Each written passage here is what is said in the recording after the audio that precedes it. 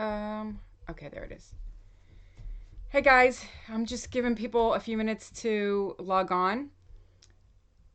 Yeah, there are two cases we need to talk about, so you guys are not going to want to miss this live. We're going to be talking about the Phenix Wilkerson case. Hey, Kimmy girl. And we are going to be leaking or releasing something that a lot of people have been waiting for. So again, I'm just going to give it a couple minutes for people to come on.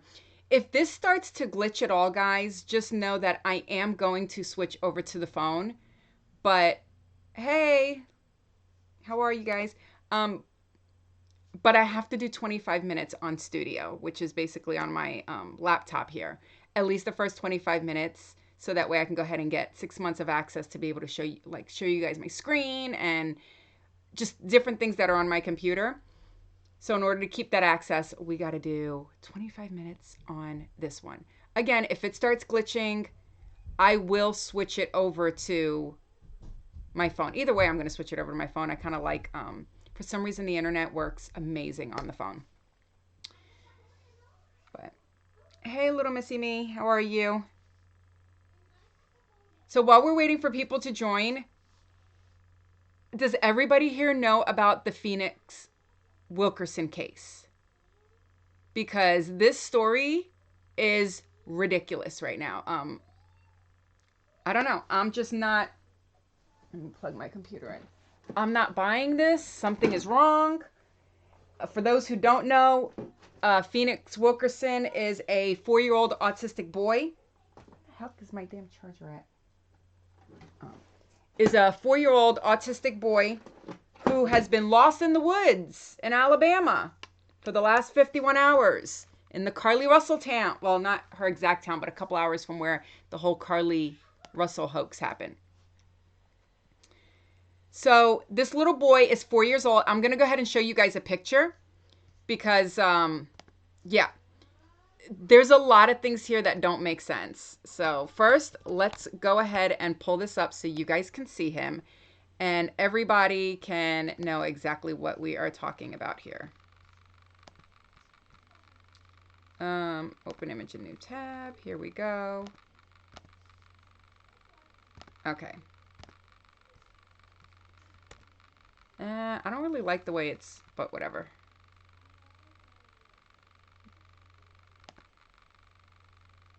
Okay. It's really small. Let me see if I can make it bigger. Can you guys see that? Oh yeah, let's not even get started on Fire Chief. That's I think all that's going to come into play. So, can you guys see that picture? That is 4-year-old Phenix Wilkerson who has nonverbal autism. And in Alabama on Friday, the mom says that she came out. I guess she walked over to her mom's house and they're staying in a trailer. She walked from the mom's house back over to the trailer. Noticed the door was open and the little boy was gone. He was missing. Now, we are going to pull up her. In a nutshell, guys, real quick, the little boy was found. Okay? Let me show you the picture.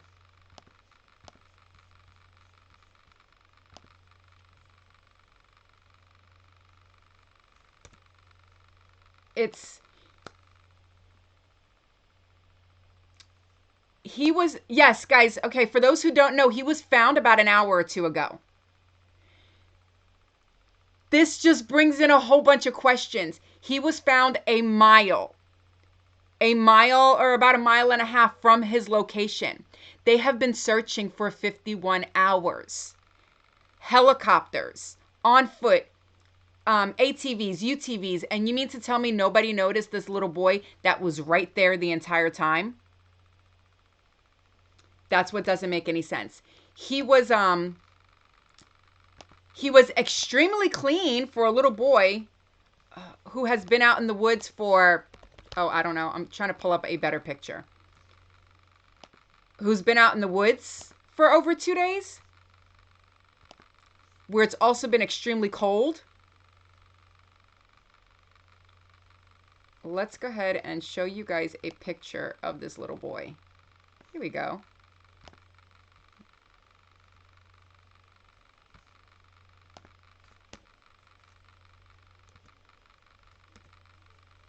All right.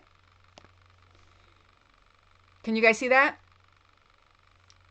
And it rained too. And it was cold.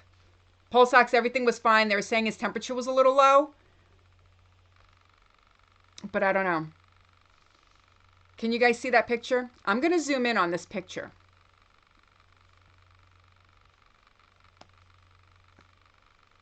He is really, really clean.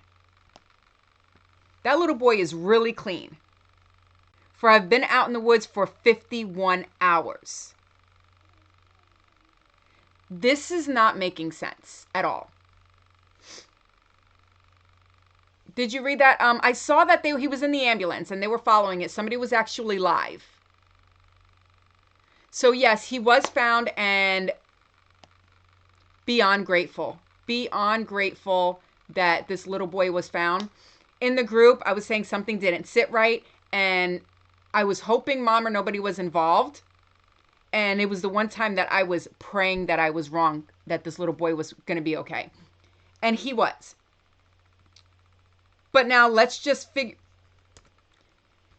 Something about mom's interview also didn't sit right. So if you guys remember, I'm going to see if I could pull up her interview as well.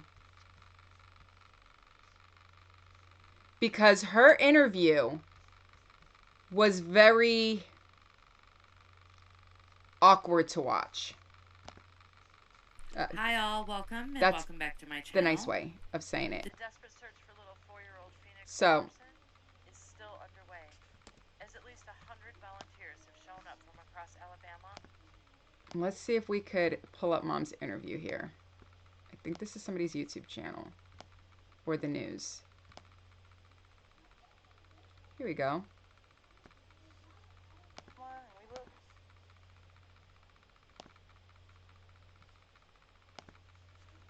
Okay. All right, guys, I'm going to go ahead and show you, whoever has not seen the interview, just so you guys know what we're talking about. I'm going to go ahead and show you this interview.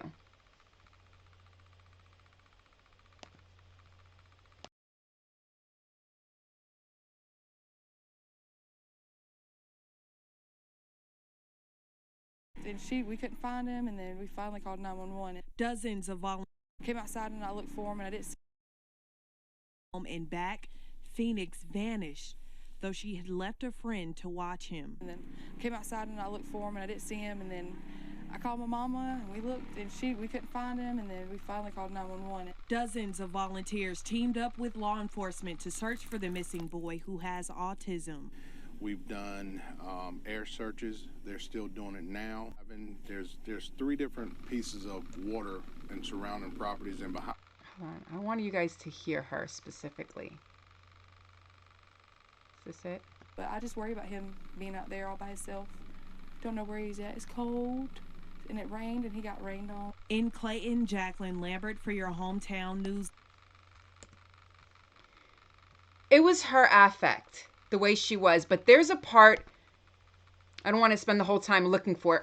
There's a part in here where she says, she was asking the question, is he happy because he likes to be outside?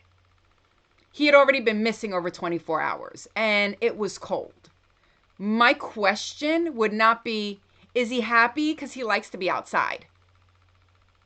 Are you kidding me? I'm pretty sure it dropped into the 30s. Into the 30s overnight lows. When they found him, it was in the 50s. Right, that's the other thing. And I'm going to tell you what else was really odd. Outside of that little clip you just saw, Alabama Federal Bureau of Investigation was involved. Alabama Law Enforcement Agency was involved. Sheriff's Office, local police. Nobody, not one police agency made a statement. They didn't make a statement about him missing. They didn't put something out there with what he was wearing. They didn't ask for volunteers. They didn't talk about volunteers. They didn't set up tell people where to go.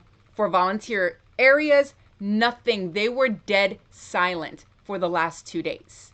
Completely silent. I've never seen a missing child case like this where the police were that silent. So that was the first thing. And then, she was posting on social media throughout the night that it was the middle of the night and she was by herself and kind of left in the dark thinking about him. 1.5 miles and he was clean. Now, we're talking about a 4-year-old. He would have had to use the bathroom. So you mean to tell me in 48 hours this little boy did not pee or anything? And some people were saying, well, maybe he was potty trained. That still takes... You cannot tell me he's roaming the woods. He's got clean feet. And we know that when it's cold, what happens to the body? Everybody knows that when it is cold, your body naturally has to use the restroom. You have to go to the bathroom more when it's cold. So, I don't know. I'm not buying it. Something is wrong. I don't know what it is, but something is not sitting right about this case at all. Let me see if there's any updates. Because in the group, they were talking about it again. The gentleman who found him, I know they were talking about that they didn't want people to be like, oh, we found him, we this, we that. They wanted to make sure that credit was given to the right man. This is the man. I'm going to go ahead and show you guys.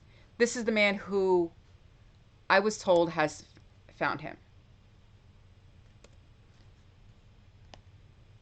This is the man that actually found Phenix. Again, 1.5 miles. The boyfriend vanished. She might need to rethink her choices, and man, yeah, she might need to. Okay, D, so for those who are just tuning in, Phenix Wilkerson, 4-year-old, beautiful, redheaded boy with autism, went missing on Friday from his family's camper on their property where he lives with his mom. I guess a friend was watching him. Mom said she walked over to her mother's place and had just gotten back and noticed the door open and he was missing. He was wearing this little tie-dye and gray sweats and apparently Batman socks. When he was found, I guess he didn't have any socks on.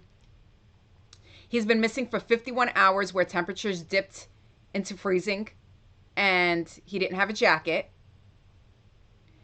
And he was just found about an hour ago. Feet were completely clean, face is clean. He looks really good, does not look like he's been out in the woods. And he was found 1.5 miles from where he disappeared. And they have been searching with helicopters and you name it, they have been searching.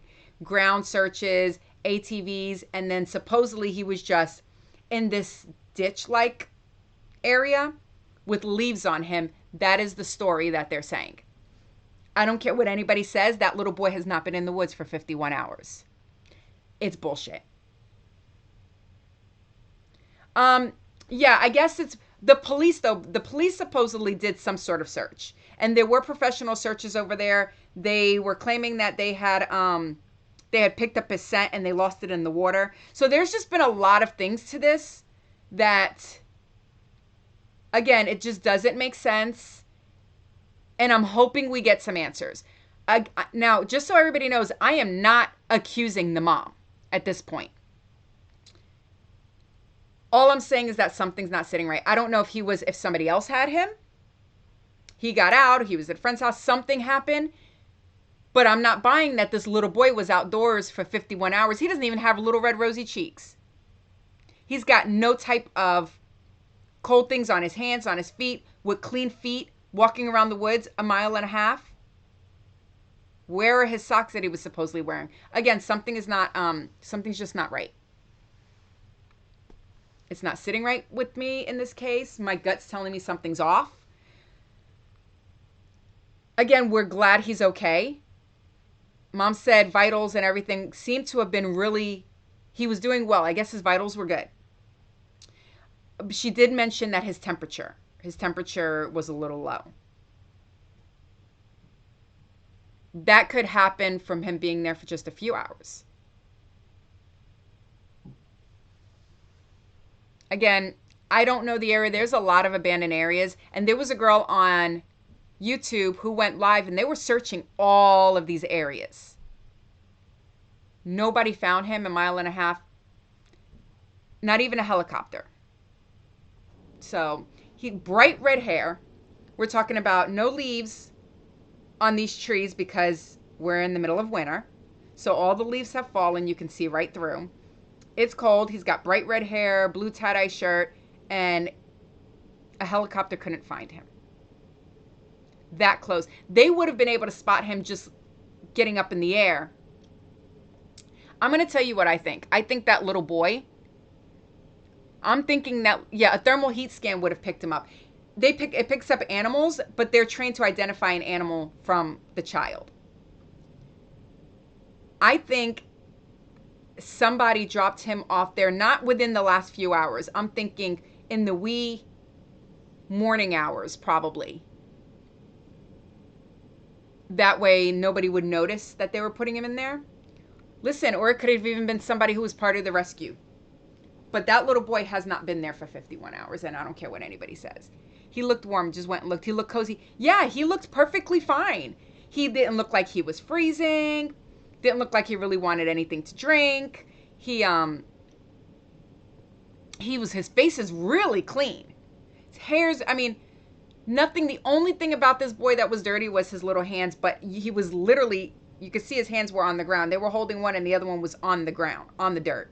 So that would make sense that his hands were dirty. But his feet weren't dirty. I mean, listen, even if you're going to dump him, at least you should have done is put some dirt on his feet. You know, I know they're going to do, and the crazy thing about this is he is nonverbal. He's 4. He was 4 years old and nonverbal. So he's never going to be able to tell anybody what happened. And to me, that is, I remember saying earlier that the fact that he's nonverbal means whatever is going on that is not honest here when it comes to this little boy's disappearance, they know that he's not going to be able to say anything because he can't speak. Little Missy Mia, I want to know where his socks are too. Somebody who knew him has something to do with this. And from what I don't know, unless you guys can pull it up. I have not been able to find the exact address on the map to know where the houses are in the vicinity. So he doesn't look harmed. He looked happy. He was smiling. So that is a huge positive right now. A huge positive. He looked like he was doing really, really well. But 51 hours. My mind right now is going to Carly Russell. It is going to Carly Russell. To me, it just seems like something. I don't know. I don't know if somebody did this to make the mom worry, and if she was worried. Now, the grandmother was worried. The grandmother was really worried. You could see her pain and her fear over what was happening to this little boy. I would think they would do DNA on his clothes. I would think so, because at this point, the Alabama State Bureau of Investigation is involved. Basically the FBI, but state level. They're involved. They have all of these resources. The state law enforcement agency is involved. So the fact that somebody has sucked up all of these resources to try to find this little boy, and it was a random person in a truck that found him, yeah, you better believe they will be doing all sorts of, I'm pretty sure, DNA and everything to try to figure out where this little boy was. Because he wasn't in the woods. Yeah, I think they would investigate. Marianne, I think they would investigate after he's been found, especially because if the general public is sitting here saying something is not sitting right, then trust and believe the police are too. They know, I mean, we're not the only ones who are like, who have these gut feelings that something's wrong. Nothing makes sense. You're right. Nothing is making sense here. This case is weird. It is really, really weird. But that is not the only thing, guys. That's not the only thing that we are going to cover. a lot of you guys have been following the Ariana case, right? Show of comments, who has been following that crazy story that at this point we all thought was over? Well, my understanding is they have created a TikTok account completely dedicated to me. Completely dedicated to me. Basically, it's all the nonsense. I have not seen the videos, so I don't know everything that's on them, but they've been, from my understanding, is she's trying to put more stuff about my past, I guess, probably other things that are not true. She's been, what else was I told was on there? The profile picture is apparently my picture from when I was like 18. And there's a lot of videos. This is Ariana's mom. This is baby Ariana's mom. And apparently there's also some audios from her and I guess from a detective, where the detective is saying that he had to weed through a lot of things and it just took some time and it was a lot of stuff that wasn't true. I'm going to tell you what it looks like is happening here and why she is so triggered. The last part of the case they were doing was they were investigating her. The fact that it took 4 months to close it out it says a lot in and of itself. It seems like now they may have closed it out. I haven't even bothered to call up House of PD, honestly. But it seems like they've closed it out and they were finally letting her know that the original investigation, after they had cleared daycare, they had switched the investigation over to her. And they finally realized that whatever happened, she didn't do it. And I guess maybe it didn't. If anything happened, nothing happened in her care. So nothing happened in the daycare's care. Nothing happened in her care. Obviously, nothing happened at all. Yes, Nita, she's still trying to come at me. It is just the craziest thing. And so now all of a sudden she's putting out these recordings. And she's saying that they were apologizing to her. She's crying in the recording. Yes. I'm going to be releasing something in a minute too, guys. A little bit of audio here. But I need to give you guys some backstory, okay? So she's crying in this video. Yes, Shrimp Biscuit, they are trying to say that they're still trying to go against the daycare thing. Long story short, she wants this public apology, but she's saying that she doesn't want a public apology, but she really does want a public apology. She's now saying they were apologizing to her. They were not apologizing to her. They were just explaining to her why it took so long. And now she's saying that everything that we've ever said was not true. It was all lies. She didn't do anything to her daughter. That we said that she assaulted her daughter, which that has never, at least not on my page, has never come out that she essayed her daughter. I've always said that that little girl was not assaulted, period. So I am going to play a couple of things for you guys. Now, I got a phone call. I did a video, guys. I did a video talking about some stuff that I was going to be releasing. I promise you right now that EPPD is watching this live. 100%. And they want to know, she's over here releasing stuff, and I don't see anybody going at her. But trust and believe that they've reached out to people on the other side of this to reach out to me and basically get me not to release a lot of audio or make sure I'm careful about what's released, with the threat that it could possibly reopen the investigation, and just so they don't look biased, they would have to reopen it. Bullshit. I am the wrong person to be bluffing. I know how investigations work. And if EPPD thinks that they can reopen an investigation and against somebody who was already cleared just because they don't want to look biased because they know what is in my recordings, they have another thing coming, because this would get even uglier on social media and the general public even more. But there are things that I'm not going to release because I don't want to bring attention back to the daycare or anything else. And this is part of the reason why I have not put out an actual video addressing the crazy rantings of this chick, because that is what she wants. She wants me to put out a video. She wants me to address her, and the regular TikTok videos I put out would stay there. The lives outside of them screen recording, it's not on my page daily for hundreds of thousands of people to constantly come by and look at. So I'm going to play a couple of recordings for you guys. You guys remember my first recording that was taken down, and it was of one of the officers who she also has recorded, and the voice was changed. So that first one, I had altered the voice, and then I had left on my cruise. But before I left, I got a phone call with them asking if I could take it down as professional courtesy, and that they would talk to me the following week. I'm thinking the conversation we were going to have was that they were going to say they're going to make some public announcement on behalf of the daycare. Nope.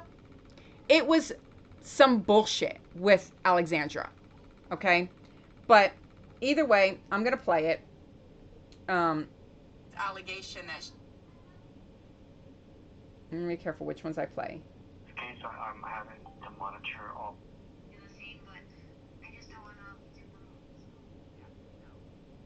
All right, guys. Okay, so it picks up here.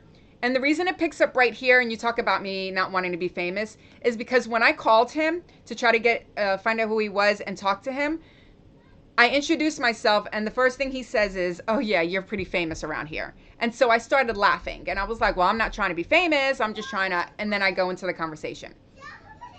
You guys, sorry about the background noise. I have 2 6-year-olds running around. Give me a second.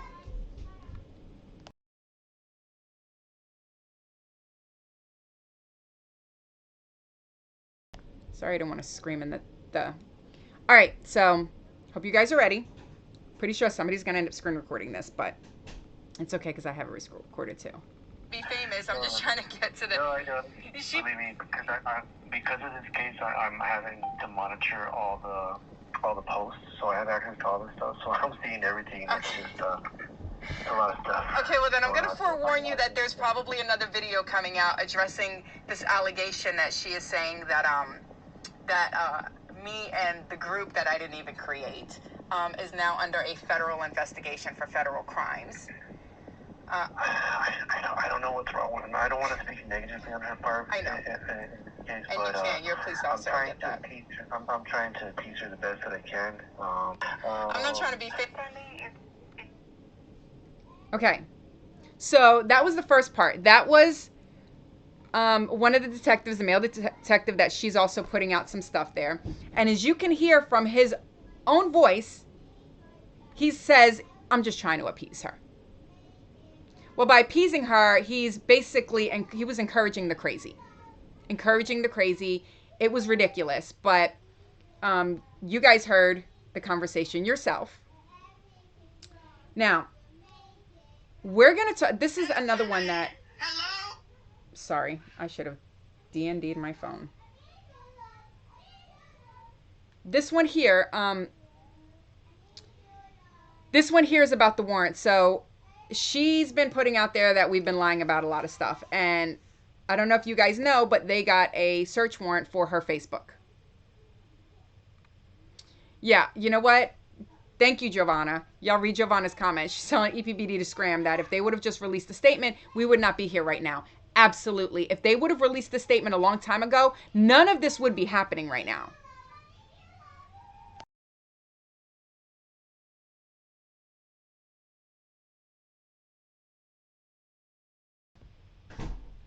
Okay, so now we're going to go to the next one. Y'all, I have like a lot of stuff here, but these are the two that I am releasing just because I think they are. Fabiola? You know, Fabi, but did receive the Facebook search. Okay. No, it's just. I mean, I know. Then, real quick, I did receive the Facebook search warrant back, but I have to review it, and it's over 14,000 pages. I can imagine. Just give me time. I already contacted Joelle and Fabiola, and I let them know too. So, okay. but I did receive it, and then that's where we're at right now. Sounds good. Okay? All right, thank you. All right. Thank you, ma'am. And there's another part of this recording, like I said, trying to go back, where I specifically actually asked her if all of the police department, other departments would be able to access these 14,000 pages. 14,000, you guys heard that? 14,000 pages they got from a warrant of her social media. Showing them kids, right? They're loud. Kids are really loud here. So there was a total of 3 detectives involved in this. And those were one detective, the one who did the warrant, was for all of the charges that people were filing against her. And then the male detective was for all of the charges that she was filing against me and Fabi's brother and everybody else.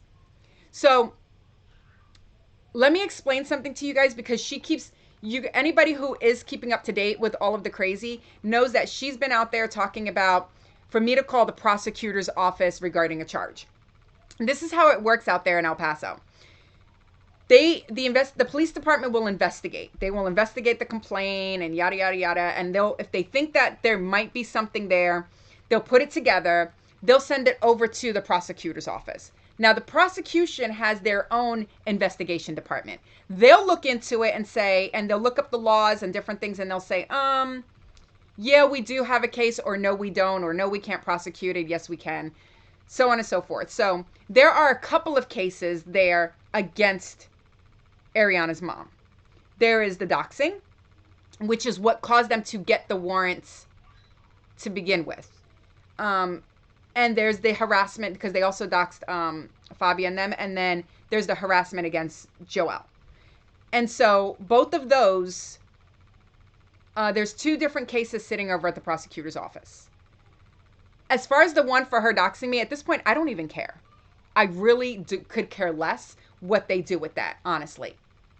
Because all she wants is all this attention. Do I want to see it go forward? Absolutely. She needs to learn her lesson. Do I care if it does or it doesn't? No, I really don't. So now she also tried to file against everybody she can, constantly filing police reports. So at one point she was like, oh, Melinda's harassing me, blah, blah, blah. This same male detective, Gonzalez, reaches out to me and he was like, listen, this is what she's saying. And she keeps filing report after report. There was like 13, 14 different reports. Okay? And so he was like, I just don't want it to seem biased. So what I'm going to do is I'm going to go ahead and send it over to the county attorney's office, the one where you're harassing her. And I was like, you realize that you guys have no jurisdiction. And there was this one little law that he was trying to cite.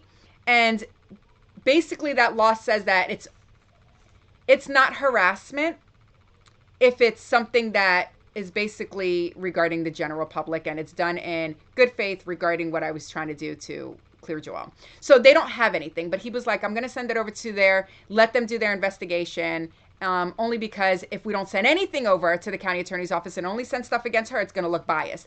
This is how El Paso Police Department operates, you guys. This is how they operate. It's not always about facts. It's about how they look. And that's what drives me insane. They're like, oh, we don't want to look bad. Listen, I could really make them look bad. Really could make them look bad. And I'm holding back on a lot of things for the sole purpose of seeing what they're going to do. I really do not want to damage Joelle's case against her. That is the biggest thing. He does have charges pending against her. And I don't want to mess that up for him, for the daycare. And that is the only reason why we're not sitting here for the next 45 minutes listening to recordings. What did you say? Maybe they did their jobs. Right. I'm not going to show all my cards. I'm not. That's why I just gave you guys those 2 snippets. Obviously, the same detective, the one who sent it over so they don't look biased, said they were trying to appease her. This is how they appease her. And then the other one, that was, she's that was just to show you guys that there really was a warrant. And they did get 14,000 pages of her bullshit. I do not want to be the person who had to read all of that. Because I don't read Ebonics. I don't read that kind of nonsense. And trying to sit here and read through her garbage, half of it either has stars in it or doesn't make sense or it's not even English. I don't... Who can read that stuff? She's been out there putting some crazy stuff out there. Now, the update on this is that she is fighting with baby dad's ex-girlfriend. We talked about that on the last live. She contacted CPS again, using CPS apparently to attack this girl. And somebody posted in the group some screenshots between them and Alexandra. Apparently, this was a friend of Alexandra's who got really upset that Alexandra was going after this person's kid, especially because of all the stuff that Alexandra has just went through with CPS. So they posted screenshots of her messages. I'm going to go into Facebook from my phone. Let's see, and open up the group. Okay, so I'm just going to read you guys. Listen, if you guys want to go over to the Exposing the Truth and More Facebook group, if you're not already in it, you can see all of these. So I'm just going to go ahead and read them for you guys. This is supposedly we don't know who this is, but this is somebody talking to Alexandra through text message. And it says, "Aren't you worried the police will charge you for coming after him again, knowing he is good?" I'm assuming him is the daycare center and Joelle, because she has been posting about him again, saying that there's a case in the prosecutor's office against him for this. The group, Nita, is Exposing the Truth and More. It was originally started as the original Baby Ariana group. And then they changed their name to Exposing the Truth and More. It's got like a black cover photo. So that's what this person says to Alexandra. And she responds, "They are clowns too with their shit and lies. F them too." And a smiley face. It just so sounds like her. And then the person says, "Do you think the police department or the PD will ever make a statement about clearing him months ago? That would be some effed up shit if they did." Basically, I guess I read this as they cleared him months ago. Do you think they'll make a statement saying that? And that it would be really messed up if they did. And so she was like, "Hell no, they don't give an F about him. And I will tell all of their shit too." I guess she's talking about like, she'll put stuff out there on the police department. I'm guessing she has a bunch of recordings and stuff with the original Crimes Against Children detective. That's what I got from that. And the person says, "You know, I always got your back, but if you open this door again with Melinda," always talking about me, "and the group, you know it's going to stir more stuff. Melinda's saying she has recordings. What if it's with the detective talking about the DC? I guess DC is, I think that's daycare. Talking about the daycare and Joelle being good." Alexandra says, "Not like they can prove my detective told me anything. That clown ass thinks anyone believes her." She's talking about me. "We will just keep posting her stuff." I don't know. It's a bunch of stars. I'm gonna implement the word shit there. I'm gonna say that's what she was probably trying to say. "Till no one listens to her no more." Right before that, I guess I read this backwards. And right before that, the message says, Alexandra says, "It's payback to Sam." Sam is baby daddy's ex-girlfriend. It says, "It's payback to Sam anyway. I will keep calling CPS on that HOE. I don't know how much I can say on TikTok. And the person says, "She's going to know it's you calling. She's also going to know that you faked those messages between you." And Alex says, yeah, don't care." That's what it says is Allie. Ale. I guess Ale. I read that as Ale, but Allie. Yeah, don't care. That hoe can't prove shit." Apparently, these messages are saying that Alexandra's confessing to or admitting that she altered all of the messages between her and Samantha. She's put out some messages where Samantha supposedly said, "I wish I could hug you right now." That doesn't even sound legit at all. But apparently all of these messages have been faked. And I do believe it because she's been text messaging me from a fake number. I know it's a fake number because I now have her real number. I've never called her. I wouldn't even bother and waste my time. But she is messaging me from a fake number.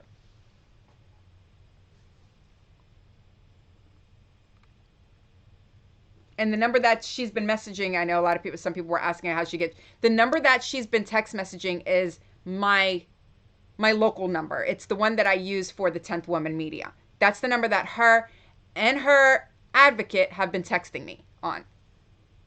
It's crazy. And the thing is that Tiffany's been texting me throughout the night. I put my phone on Do Not Disturb around 10 p.m. my time. I woke up at like 2:30, 3 o'clock in the morning. There was messages from her. I'm like, whatever. 5:30, 6 o'clock in the morning, she's messaging me still. They don't know when to stop. Yeah, advocate. Even a fake number can be traced. It can be. You know what? I don't even really have any desire. And the crazy thing is that she started messaging me. I was messaging back and forth with Tiffany. All of a sudden, I get a random message that says stalker. And I'm like, coming from the person who's randomly messaging people. She goes on this tangent and then says the next message is harassment. That's not how that works. You started messaging me. And then when you tell somebody not to text you and then you respond to the next text message, that voids anything that you've said previously. She's insane. Insane. I don't know what is wrong with her. You know what? I sound like the detective. I don't know what is wrong with her. He doesn't know what is wrong with her. None of them know what is wrong with her. I don't know why she can't she's got her daughter. Why doesn't she focus on that little girl and move on with her life? She is so dead set on constantly bothering me. And the crazy thing is that, y'all, she keeps messaging. She's doing, somebody told me that in all of her videos, she is tagging Ray William Johnson, the real Ray William, the guy who does those like comic type AI things where he covers all of these cases.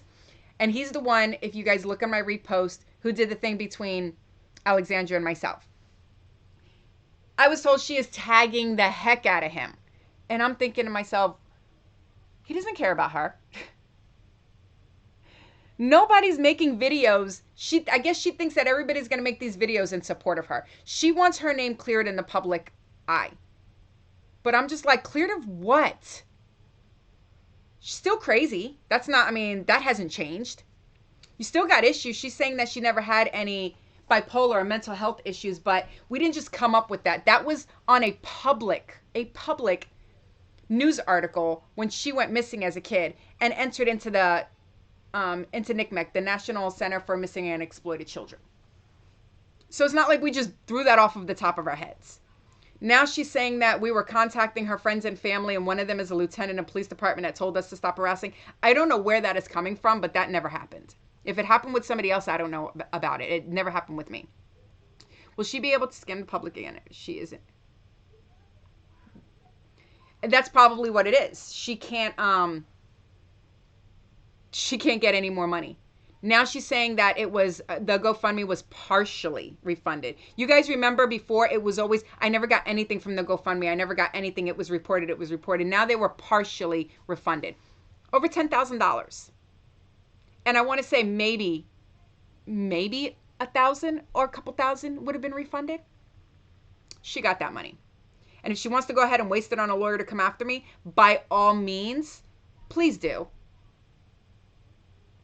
Because there's not enough money in the world that's going to be able to handle a civil suit against me, because I will drag it for years and drain her of any resources that she has. I've done it before. She also, Francisco, got the GoFundMe? What do you mean about Francisco getting the GoFundMe? Yeah, all the Cash Apps. Oh, there's so much Cash Apps. She's never told anybody how much she's gotten from the Cash App. the Amazon wish list. She got like 2 and 3 of everything on that wish list. That wish list was insane. Now, anybody who tries to get refunds from GoFundMe at this point, just so you know, it doesn't actually come back out of her. Once she's already got the money, there's nothing they can do. But they have like, it's like a protection, and their insurance or GoFundMe themselves are the ones that end up getting the refund. And she, at this point, she still gets to keep the money that she's made, which is a shame. That GoFundMe, which isn't that GoFundMe still up? What'd she get? $100 and something on that one? Come on now. Let me see. It's still open. She still has an active GoFundMe, y'all. Let me see if you guys can see that. Hold on. Let me see if I can clear again. Do you see that? $160 raised of her $10,000 goal. It's been sitting like that for 3 months, but still. She has an active GoFundMe. The last one, there was 2 $10 donations 3 months ago. Erica and an anonymous. So, listen, Erica, Jocelyn, and the rest of y'all anonymous people, you need to get your money back. $160. I guess she's saying that's the only one she got. Come on now. Bullcrap. She's also putting a lot of stuff out there about her apartment complex and carbon monoxide and some medical records saying that she was exposed to carbon monoxide. Listen, of course the records are going to say you've been exposed, especially if you go in there and say there was a carbon monoxide leak. It doesn't say that she was actually poisoned by carbon monoxide. It's just saying, according to her, she was exposed to it. And she's saying that that's why this whole thing happened with her landlord, and that's why he got an eviction against her. At this point, I don't know if she thinks that people are going to be believing her, but nobody believes anything that comes out of this girl's mouth. Nothing. I don't care how many recordings and documents she shows out there. Everything's always a lie with her. She's altering text messages. She's been, and it's crazy because baby dad told me that this was a thing with her. I didn't believe it, but now proof is in the pudding. I don't know, whenever you guys want. Gypsy Rose, we can talk about that if you guys want. Hold on. Let me see real quick. Let's finish this up. Do you know if the recording was supposed to be between her? It sounds legit. It sounds like a legitimate conversation. From what I'm gathering, he's saying that he looked into a lot of stuff, and every time they were trying to move in a certain direction, they would get more and more reports, and so they had to look into it. They weren't trying to this wasn't like an attack on her, and it wasn't a witch hunt on her, but they had to look into it. It says you pinned a comment. What are we pinning? So, that's why. So I do believe that the recording is a real recording. I'm not going to say it's not. I just think all that is them telling them that they finally they're done looking into her. Months later, they are finally done looking into her. That's how long it took for them to finally stop. I guess let's celebrate that, right? I said this before, and I'm going to say this again. The fact that you even have to celebrate and get all excited over the fact that you didn't SA your child is a problem in and of itself. Why is this even a thing? Right? Maritza, I don't get that. I wouldn't be out there publicizing that. The fact that I had to be cleared of that. I did not hear, yes, I didn't hear, and none of that did I hear. She says that they were apologizing to her. I never heard an apology. I just heard them say that, the stuff wasn't, they didn't find anything, and they weren't trying to come at her, and that's it. Okay, Nita, we'll be here. Oh, yeah, we finished the 49 minutes on this. Now, there's 2 other cases. I know you guys are said that you guys want to talk about she was trying to get out. Another she was trying to. Yeah, she gets a lot of. You know what? Let me see if I could find it, guys. Since we're here, let's go ahead and find it. Let me go back into the group because that group has everything.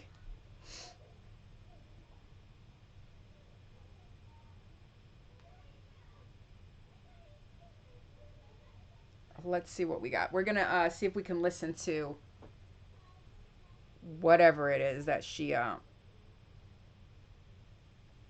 trying to say. This is some sort of apology. She's posting things that are completely irrelevant, honestly. She's got things here with water heaters. I guess this is her old apartment. And she's really doing what she can to try to oh, what am I doing? I forgot. Tiffany sent it to me. Tiffany sent it in a message because she said that if she sent this to me, if I would apologize.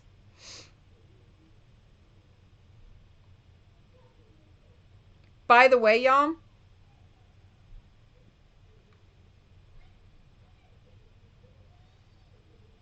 let me see if you guys could see that. Hold up. Let's let it clear. Ooh, hold on. Let's get clear. Do you guys know what that is? Screenshot it or something if you want.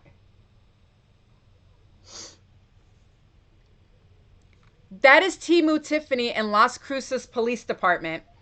After the girl sent me a gazillion damn messages, she says that she filed a report. Melinda, I've been advised to text you and ask you to stop all contact with Alexandra de la Cruz and myself. We have filed a report with Las Cruces PD, and any further contact will be considered harassment. I'm like, yeah, you speak for you. I don't have a problem not making contact with you. And she's like, actually, it goes for me and Alexandra, as she already told you she pressed charges and to stop harassing her, which you can't seem to do. I'm like, mind you, y'all, for those who don't know, she sent me a picture of a cease and desist order where signed by her, and then she signed Alexandra's name. And apparently sent it back in October, and then when you track it, it was on its way back and it's been lost since November. I can't. So, just so you guys can see, this is Tiffany. This is in like less than 24 hours. You guys see this?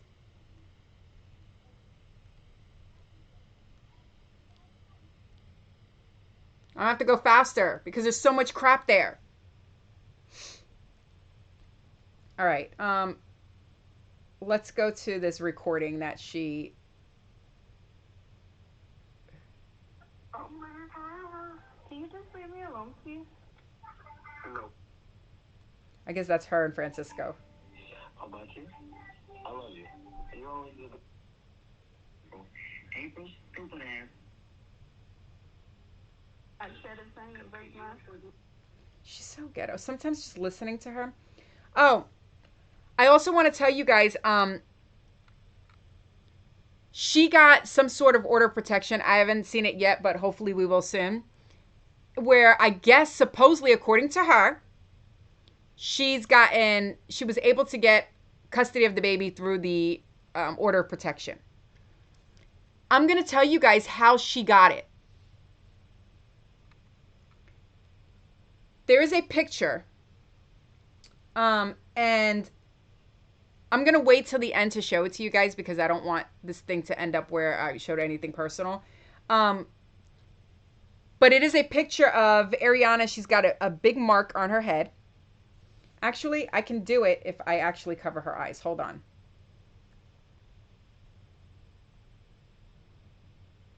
So, and she's got a little bit of blood coming out of her nose. This was, I want to say, about a year ago. So about a year ago, she was at Dad's house, and I don't know who was in the house with her, but she fell. She fell forward. She ended up hitting her head and busting her nose. About a year ago. So what Mom did is Mom took that photo, went to the courts and said that this just happened.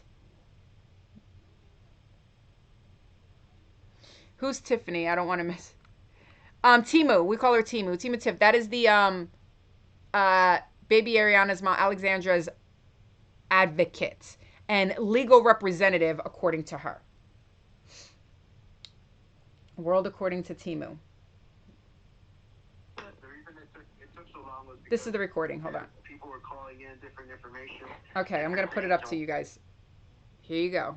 The reason it took so long was because people were calling in different information, different things, and it was all false. But it was hard. It was hard to come at you with the explanation, and then people were calling in on this. So we had to look at each and everything that was coming in. It took a while.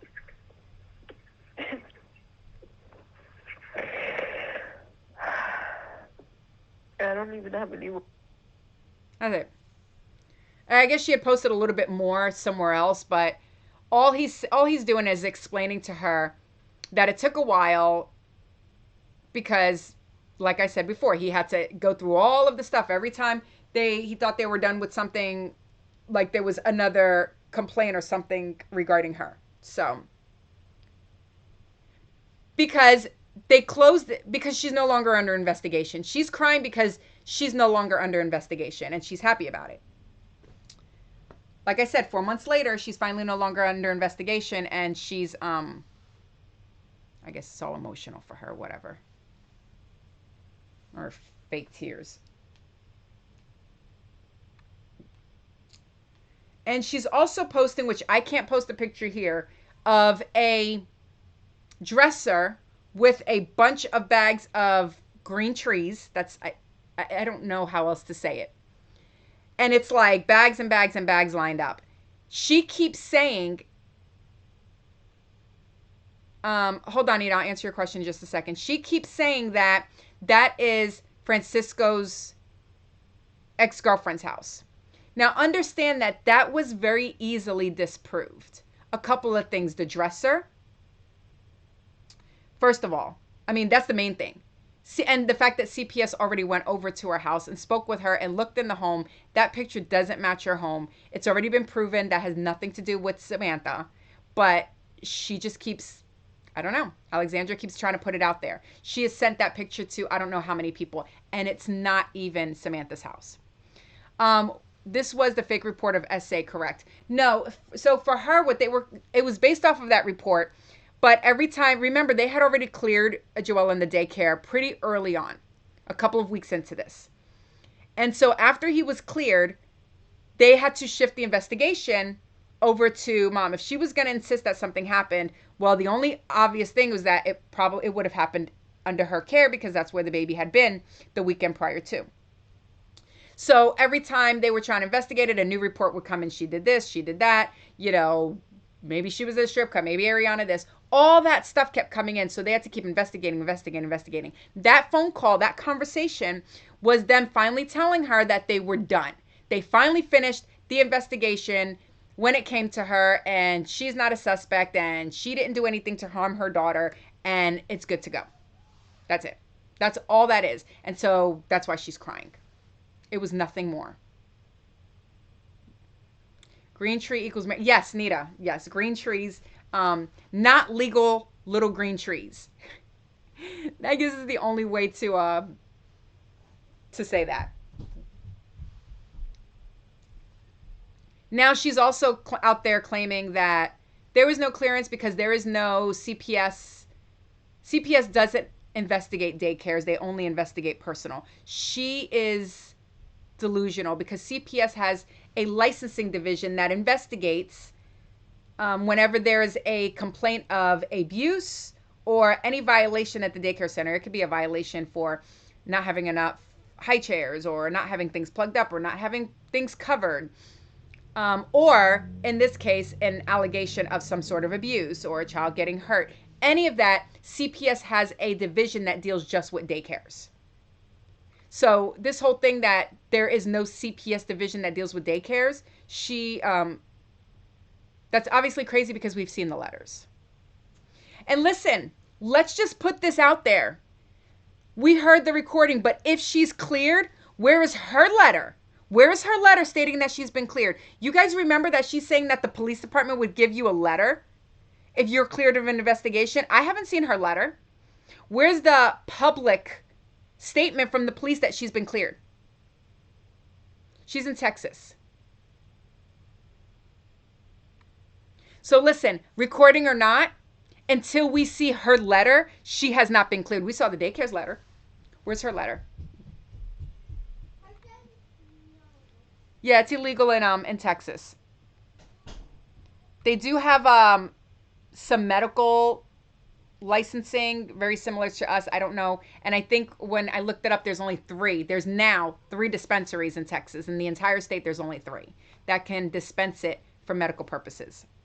But it is still illegal in Texas.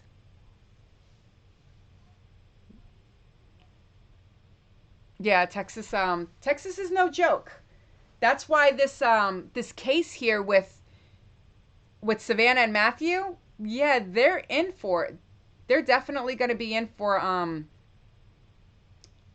a lot of time, because Texas is just right. Giovanna's, listen, guys. Apparently I put it out there that she doesn't have a letter. Mark, do not be surprised if she randomly pops up with one. She's going to be typing one up on the computer, and all of a sudden we see something. Police departments don't give out letters of clearance. So if she types up something from the police department, I really hope that they charge her with some sort of fraud or forgery or something. I mean, we know that Timu likes to do that, because apparently, like I said, there is a cease and desist with a bunch of fake signatures on it. They're a hot mess.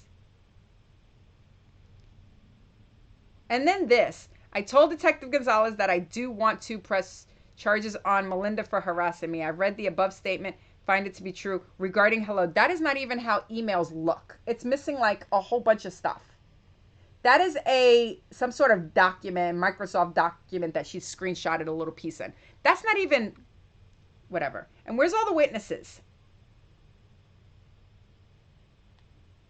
Saying December 13th, 2020. Girl, go away.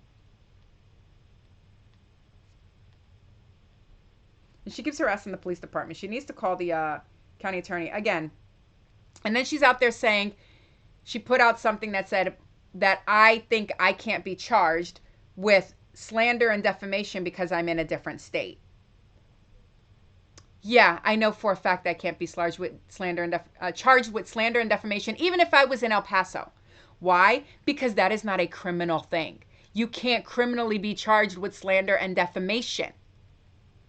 So apparently, according to her, I'm being charged with that. No, she could take me to court, but again, she has to sue me here. Been there, done that. Like, she acts like I'm new to this.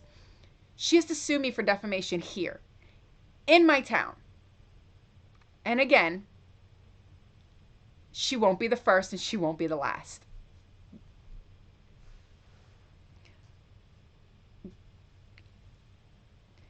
They do. I really, really, really hope that the daycare center changes their mind and at least files and goes through the initial stuff for a defamation, tortious interference with business contracts, tortious interference with business relationships. There's so many things that they could take her to civil court for. And unless she gets a pro bono lawyer, there's no way in the world that she's going to be able to afford to defend that type of lawsuit. And I'm talking about hundreds of thousands of dollars. Hundreds of thousands. It will cost her to defend that suit. It'll cost her the same thing to try to sue me or anybody else. So I'd like to see what attorney is gonna take this case pro bono for her. And come after me. What are you gonna get? What are you gonna get? So, girl, please, I'm not even worried about it.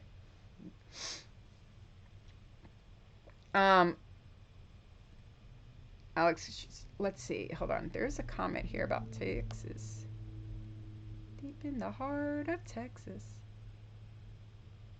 You guys remember that song? I learned about it when I was in elementary school. Aw, hi, Tiffany. Y'all, New Mexico Child Advocate just joined. She wants my shack. Nice to see you here, Tiff. You come to join us? Yeah, of course you did. Did you want to see your what is that? Fake little cease and desist? I'll put that up there for you since you're here, in case you forgot what it looked like.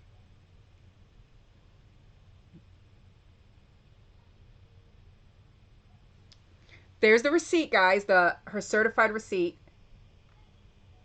I'm not even worried about the address on there. Y'all could screenshot that. A whole $8.56 certified mail fee for it. So they paid $8.56 for nothing. Something I never even got. Even if I did get it, who cares? Listen, her cease and desist gave me so many days. The reason you file a cease and desist to somebody is so to warn them that you're going to do something. It doesn't make any sense if you don't actually do it. Terry, we're talking about quick rundown, the fact that we released a couple little recordings from the PD, and we're talking about the fact that Alexandra is basically forging some sort of text messages, and she's back at this again. She's right back at all this stuff. Yes, Amanda, Timu Tiffany, the advocate, is her social media is New Mexico Child Advocate, and yes, she just popped up. And she disappeared. So, yes, she's playing her games with me. So here we go. Her cease and desist. So, since she's in here, we're going to read her cease and desist.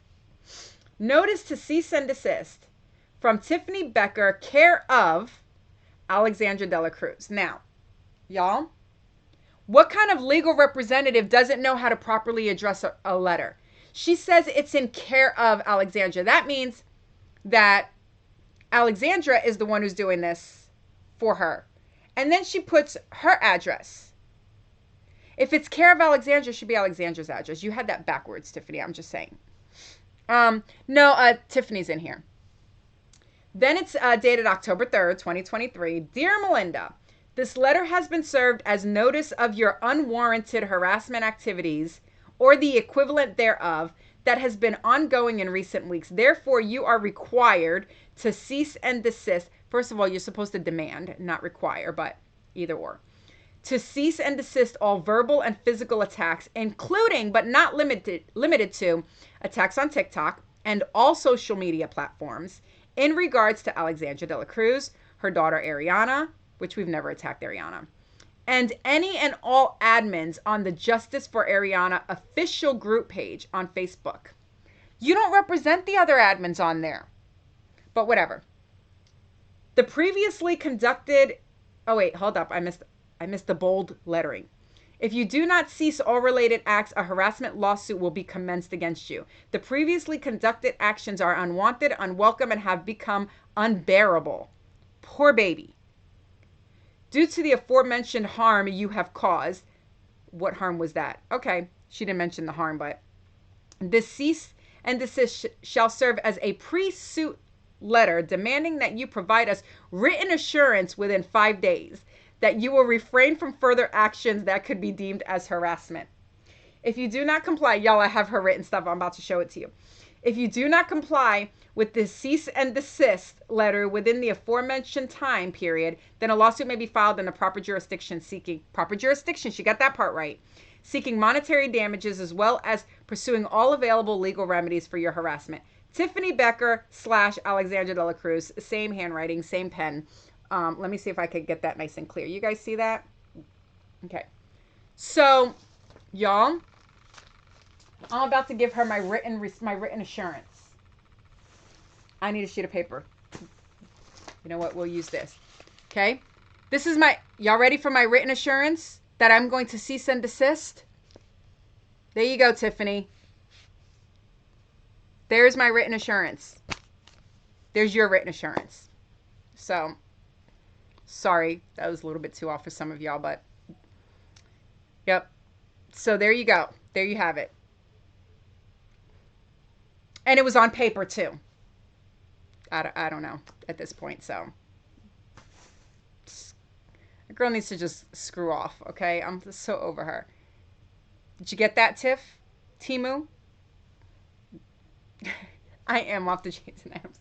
Listen, I'm preparing for the fact that I don't get to work tomorrow because they're shutting down for a storm that is not coming. We were supposed to get a lot of snow, and now we're getting dusted. So we're all just basically going to get cabin fever because it is, well, right now it's 18, but I don't know, sometime over the next couple days we'll be in the zeros, single digits, and yeah. And I was without heat yesterday. Without heat. Walked in the house, it was like 63 degrees. That was not cool. Yes, Terry, it would have to be served. So what she did was she sent it certified mail. So that way I would have to sign for it. But like I'm not going to see something from from Las Cruces, New Mexico and be like, "Screw you, chick."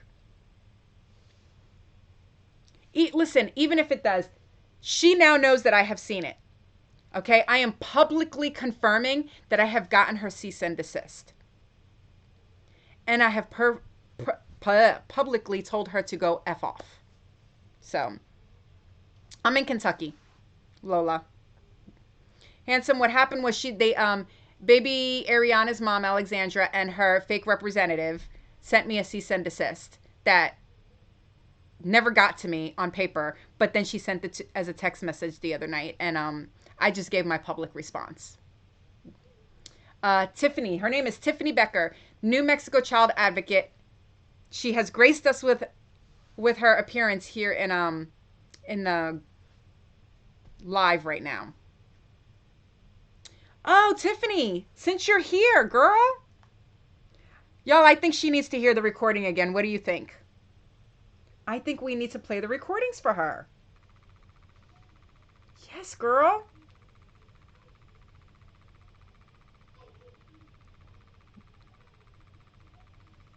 What did she do to you? And it's not what she's claiming. Okay, handsome. So what she's doing is I had covered the story where they were falsely accusing a childcare and somebody at a childcare of RPing a 2-year-old. They were cleared. The investigation's closed. Everything was done. But in the process of me helping to try to clear their name, the daycare's name, she started coming at me. She started trying to post things, claiming I had a bunch of convictions that I don't have. She was posting stuff about anybody who supported me or supported the daycare. And it just ended up being this really long thing. If you want to actually get a small little glimpse, on my TikTok in the reposts, Ray William Johnson did this really great reenactment. And it's there under my repost, and he basically just summed everything up. It was classic. So they were trying to say that I needed to cease and desist. They've been sending me text messages, stirring up this whole crap. It's been quiet for over a month, and now they're starting it all over again. And nobody even knows why.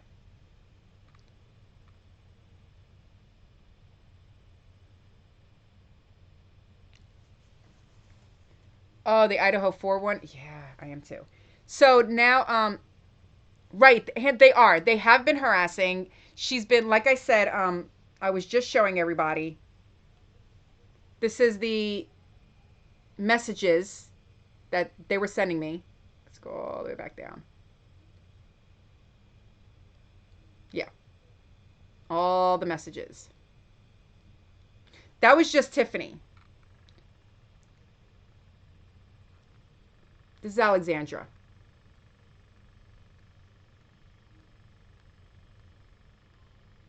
Thankfully, it's not as much because I finally was like, stop texting me. Yeah. And now they have graced us with their presence in my live. So for those who missed it, we are going to play the recording. She's making it even. Yeah, because I'm not going to respond. They see what she's doing even after. Of the recording of the detectives talking about her. Oh, I found the other one. I was looking for this one.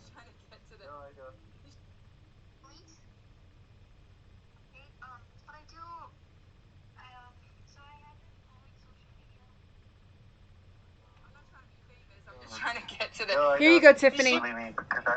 Because of this case, I'm having to monitor all the posts, so I have access to all this stuff. So I'm seeing everything, and it's just a lot of stuff. Okay, well then I'm going to forewarn you that there's probably another video coming out addressing this allegation that she is saying that there's another clip after this that I wanted to play that I didn't. I'm going to play it. Is now under a federal investigation for federal crimes.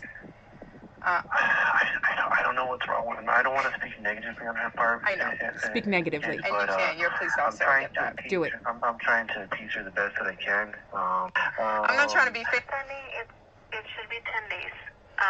But I'm not too sure. This is actually my first one. I was asking them about, now this one is, before they actually got the warrant, I was asking them how long it would take for them to get the warrant back from Facebook. That I've sent up. So I don't know. Gotcha. They said it's pretty quick. My partner's here, but I'm not too sure. Well, hopefully, but it does say, hopefully you can find stuff for all the other cases too. Yeah, I should, but we'll see from there. Mm-hmm. Okay. And then since I have access to it, then any other detective with El Paso PD would have access to it. So cool. Any other cases assigned, they'll be able to have access to it as well. Awesome. All right, cool. Well, thank you. See that now? So every detective in El Paso Police Department has access to her 14,000 pages of Facebook that they got. So yeah.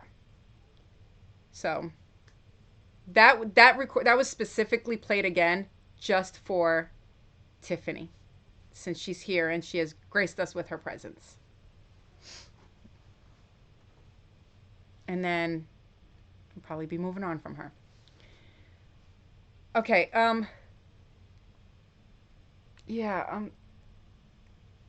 this girl, and the crazy thing is that Tiffany, too, isn't even in El Paso. Now, she's in Las Cruces, New Mexico. Apparently now I have police reports all over the place. El Paso, Las Cruces. God only knows where they're going to file next.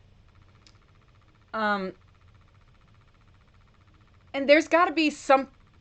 I'm surprised that the police at this point aren't like, listen, y'all are filing a bunch of false reports. Enough is enough. I would love... You know what? I'm going to call Las Cruces, and we're going to get a copy of this report that Timu Tiffany just filed on me. Keep in mind now, they started this crap. I sent one message to her after she was stalking and harassing Samantha, and I basically told her to leave Samantha alone, and then there was all that stuff. But I'm harassing them. They have an entire TikTok dedicated just to me. Just to me. But I'm harassing them. Yeah. And then they have some other TikToker, her and her 94 followers, who they're trying to get her up there by releasing voicemails and different things to her to try to get her to start this thing all over again. Again, as insignificant as she is, nobody even cares. Nobody cares about her. I mean, she's been trying to speak on behalf of Alexandra for a while now, and it still hasn't gotten her anywhere. They are my biggest fans. They really are. Alexandra, you know what? They just love me. They just love me, and I don't know why. Why they can't just leave me alone. Honestly, I really don't want to go back down the crazy train. That's the reason why I have not made an actual video addressing it. I don't want to go back down the crazy train with her. Like, she's really... We're talking about her now. But as far as, like, make a video on there that would stay on there for her, no. That's what she wants. She ain't getting it. I'm not going to give her what she wants. But, I mean, there's a whole group. And it's fun talking crap about her in there, so. And it's a private group, so... She can't turn around and say, well, we publicly said anything, because in order for her to see it, she has to get somebody in the group to screenshot it and send it to her. It's not public. You have to have been allowed in. She's not allowed in. Although she does have quite a bit of fake pages, so. They do. She watches way too much television, too much Law and Order, I don't even know what else they're watching. Fake stuff. Because the stuff that she has come up with has been just completely insane. You guys, some of this... Hold up. Some of this stuff is like... Again, if you guys want to see some of this, it's exposing the truth and more.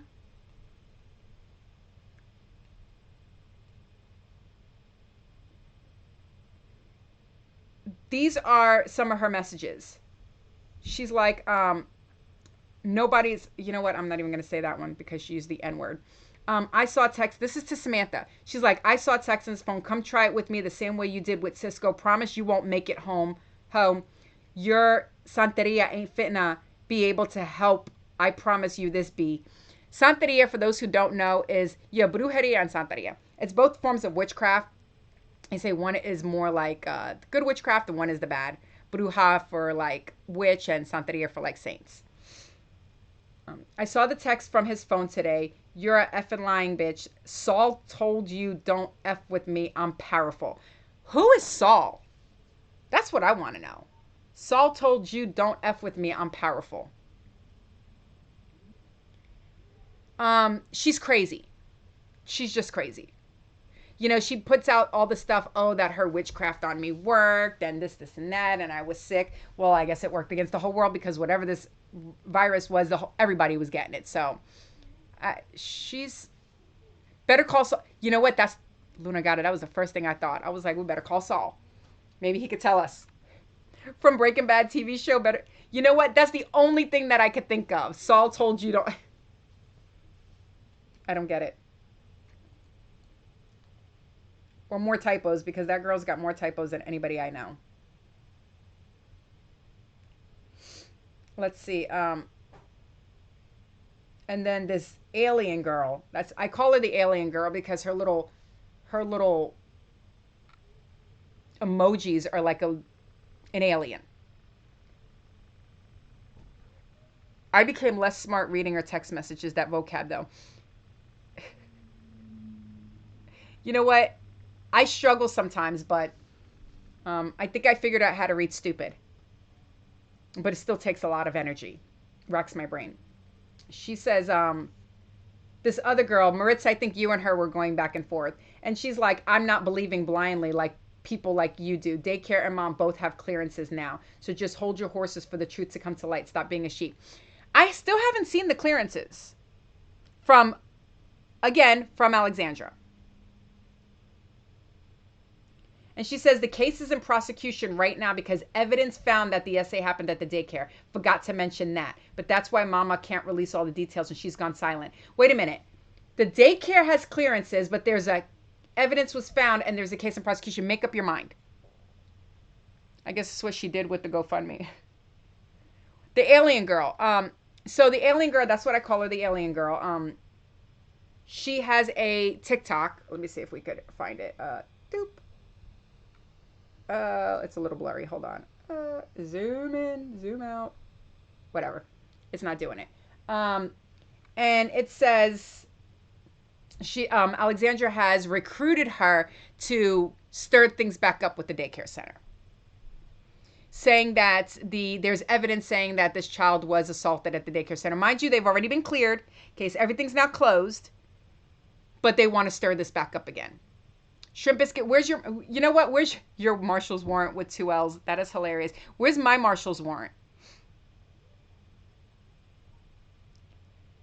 And listen, for those who want a really, really, really good laugh, y'all go to the group.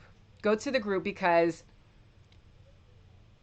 the people in the group got jokes and they decided one day that they kept telling me that I needed to call Marshall's corporate and they put this number there.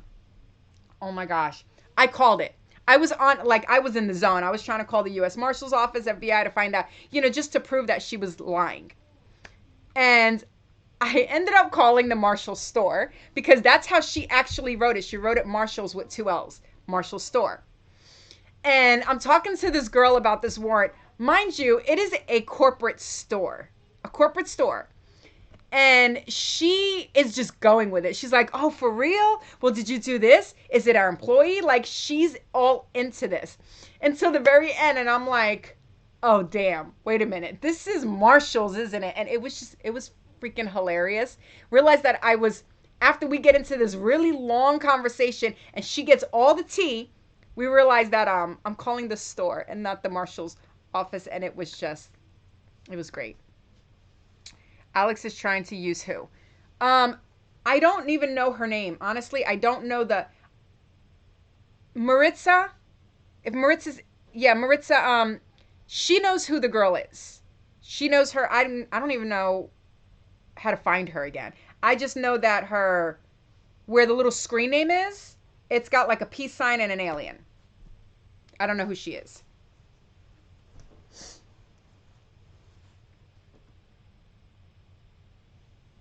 She can screen record without getting kicked out. Oh. Oh, y'all, hold on. I'm going to go back and read these comments. She's here watching. The mom accused the daycare owner. Yes, the mom did accuse them. And it turned out it wasn't true. It was none of it happened. None of it was true. None of it happened. The little girl was fine. And she didn't just say that it was any type of abuse. She actually said that this 2-year-old child was RP'd by a grown adult. We all know the type of trauma that leaves. Physical trauma and everything else. And apparently there was none of that. The girl had already been cleared by numerous doctors at the hospital before she saw a SANE nurse, which is a S abuse nurse examination.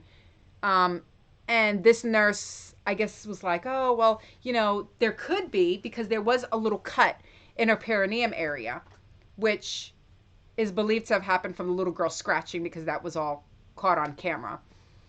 And I guess they're trying to say that because there was that little scratch that it could have happened, and then mom ran with it and said it did happen. So that's the summary of the abuse case. And it was all BS. None of it was true. What are you talking about? Ooh, let's go down here. So, hold on. Let me dim this light real quick.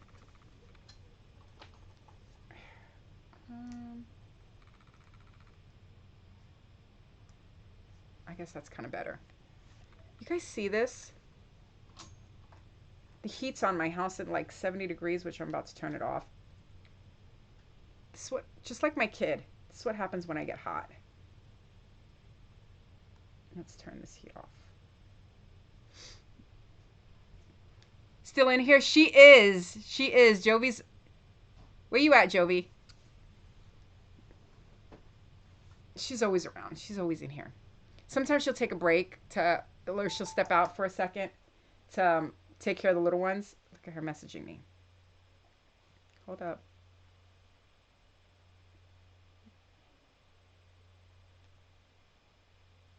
Aw, they're all watching. Alexandra's in here.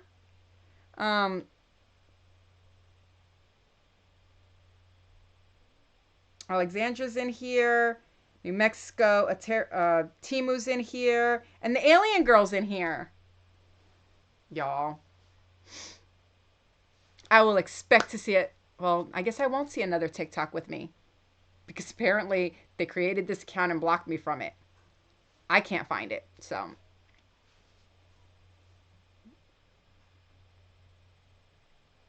They're also trying to say that the reason why the case is still open is because they found more. There is no evidence. It didn't happen. There's nothing. The last of this case was clearing the mom. That was the end of it. And according to her, she's been cleared, even though we haven't seen her letter. But according to the recording and everything, she's been cleared, so. BSC and alien. She lost her. Oh, let's talk about the Nacho Man. Alexandra is claiming that that is from a long time ago and that was not recent. Is anybody buying that nonsense? If that was not recent, you mean to tell me what, a year later or something, he just up and decided to post that video that he took a year ago? People saw on his social media, he had a picture with his child and Ariana in the back seat, in car seat. So she's lying. Yes, Nacho Man was, that actually happened right when it was posted. But she's trying to say that it didn't.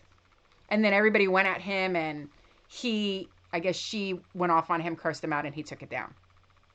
They were in his stories. Exactly.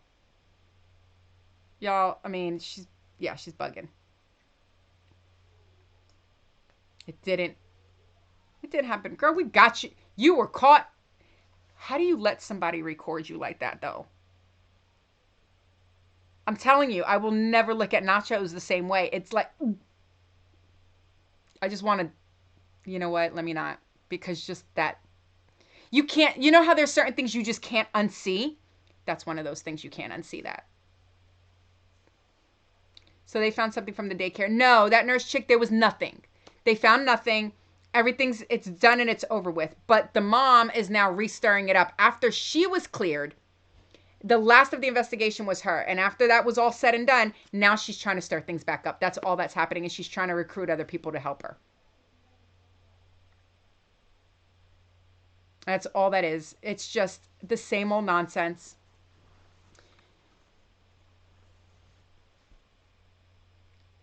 Alex, why want attention this bad? You're not looking good. What about the baby? That's my thing. Like, you would think a mother, me, if it was me and my child, I would want my child out of the public eye at this point. She's going to get older and see this. You have another little girl who is at that age to start seeing social media. Why aren't you trying to get out of the public eye? Why are you trying to bring all this attention? I don't understand that at all. Who does that? Who in their right mind? You know what? That's the whole thing. I said it right there. Right mind. She's not. So that explains everything. She will. Her oldest will see it one day. And I'm sure her family, her oldest's dad and mom, and I say mom because, you know, she is being raised by a woman who loves her as her mom, and that is her mom. I'm sure they'll prepare her and bring her up in a setting so that way she'll be able to handle all of this when she gets older. But it's sad. It's really sad.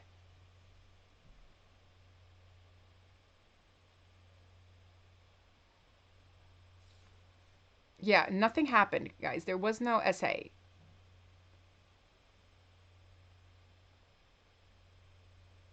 No, she's just stirring it up. No, she's just starting. It's not that anything happened. All those messages is just them starting their crap all over again.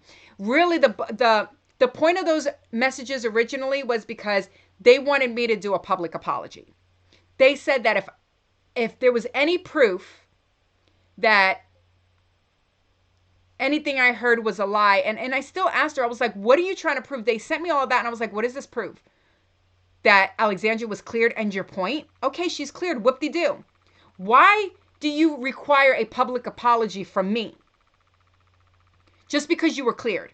I could care less if she's cleared. I don't care. Oh, wow. Good. Great. That is great for Ariana.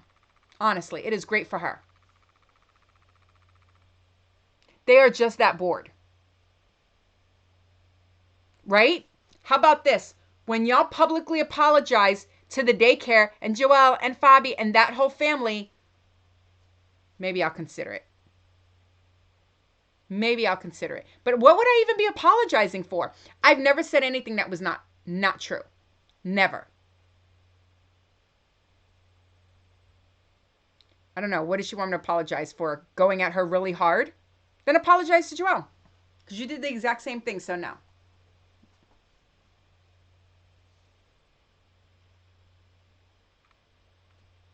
There's, like I said, there will never, ever be an apology. I would rather wipe all of my stuff off of my page and not even mention it before I ever have to apologize to her, which I don't ever have to apologize. So listen, when we went up against that other organization, the Service Dog, by the way, rumor has it that they're bringing up the Service Dog organization, which would be great.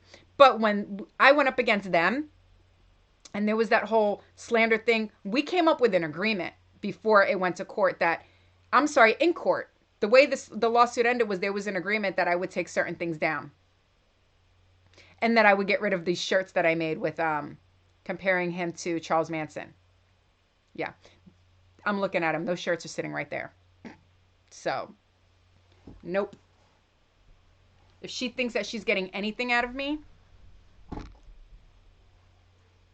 this is the extent of that. She hopes if you apologize, it will. That's what it is. She wants her reputation back. And I guess if by me apologizing, then other content creators would do that. And somehow, some way, it would redeem her. There's no redemption for what she did. None. She will never be redeemed for what she did. She destroyed innocent people. So yeah, what's good for the goose is good for the gander. Karma is a bitch. Do we know why baby daddy took Ariana? So he said he was trying to, it was the holidays. You know, him and this girl were not together. So it was just him and Ariana. And he thought that for the sake of his daughter, that he could try to make amends so he wasn't at war with Alexandra anymore. And he wanted to try to do that. He thought he was doing it for his daughter, so she would have her mom in her life. And so he brought her over there for the holidays, for Christmas, and left her there. Again, trying to do it. He thought he was doing it for his daughter. And it ended up backfiring completely because she used that completely against him in a negative way and took his daughter away from him. Like I said, there is ways. I got to see the orders that were put in, but there's definitely ways to undo what's already been done. Sam and him are not together anymore. No, they're still friends, but you know, she's just focusing on her little boy right now and her job. She doesn't want to be in the middle of all of Alexandra's crazy nonsense. And despite all of that, Alexandra went and took her baby daddy to court on an order of protection, and yet is still turning around and telling Sam, you better not talk to anybody in my family, including Francisco. Why do you care? Why do you care who she talks to or who he talks to if you just got an order of protection on him? Somebody make that make sense. She doesn't want anybody talking to her baby dad, but she can't even talk to him. So what the hell? Oh, look at the alien girl is here. She said, watch her vids of Aries' dad and Sam apologizing for lying about Alex. You mean the forged text messages? No, thank you. No, thank you. We don't need to read any, we don't need any fake messages.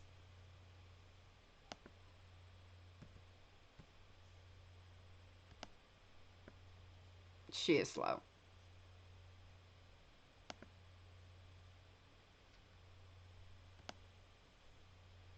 You guys, this girl just wants to come up on here. So hopefully she can get more than her little 94 followers.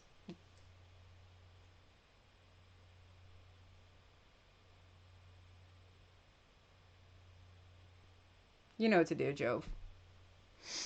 Is the baby daddy going to be able to get Ariana back? Eventually, yeah, they'll go to court and he will. Apparently, alien girl thinks that I'm reaching. That would be a really plausible thing. You know, that would be reasonable to say that I'm reaching if I didn't have receipts, girlfriend. Shall we get that crazy girl out of here? Ain't nobody. What she wouldn't do for attention.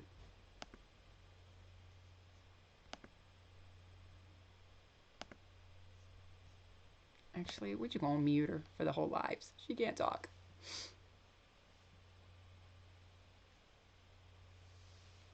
Apparently, this girl thinks she's got more info than she really does. When all of your information comes from a girl who's already is unhinged, y'all, it is snowing. And not even a little bit either. Javon, I'm sorry you didn't get any snow, but it is just, it's coming down. We weren't supposed to get any. Yes, Alex did lie. Alex lied to get him away from Ari. There is so much proof of that. So much proof.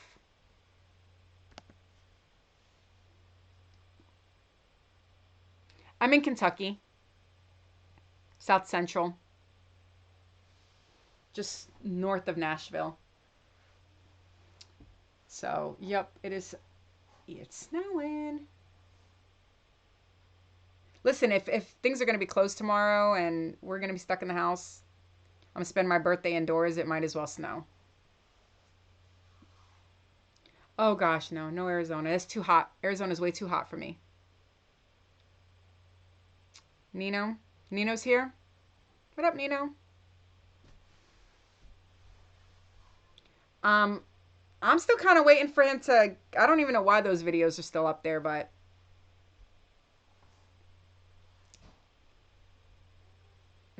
What? You know what? Listen.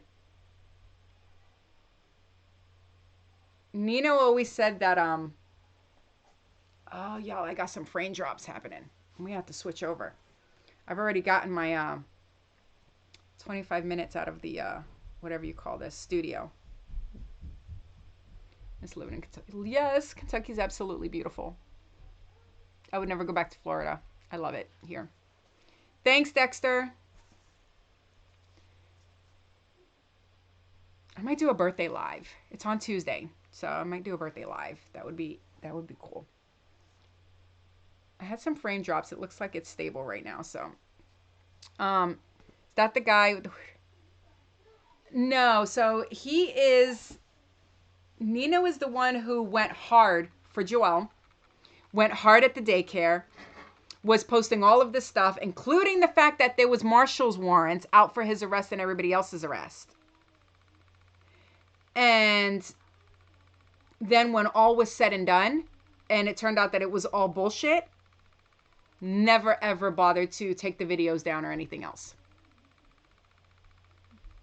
Come to New Mexico in August. You know, I want to. I have been to New Mexico. I don't even know how to say the area that we were in. Taos. Taos.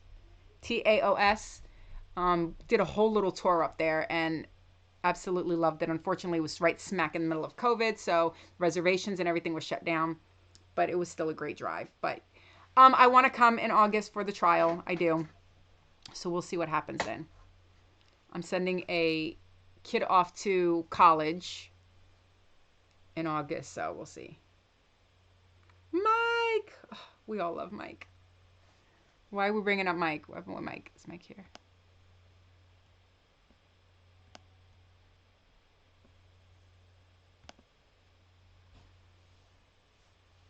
Oh, that the rainbow hair guy. That is Mike. Yes. Okay, that's why we're bringing up Mike. Mike is the best. The best. He makes the best videos about the crazy. Better than anybody. Oh, she thought Nina was Mike. Oh, okay. Sorry. No. Mike is the best. Okay, so I want to switch gears just for a quick second. I know everybody's there was not really much on the Gypsy Rose side. Oh, you know what? Hold on. I'm going to check my messages real quick. I got another message from Nick. And he said something, and I asked him if he could clarify because I wasn't sure what he was talking about. Maybe you guys can help me out. Let me open it. Oh. Okay, let's launch messaging.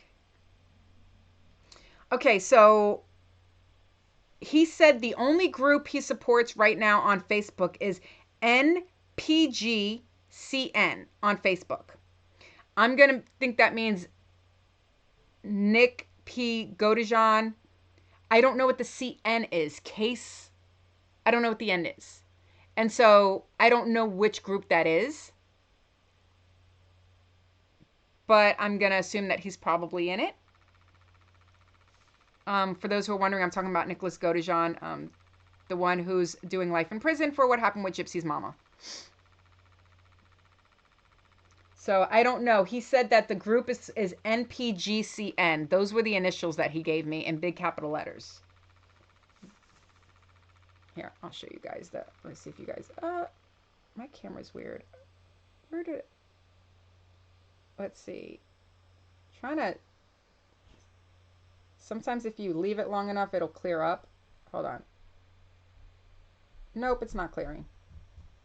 Anyway, sorry, I tried. NPGCN.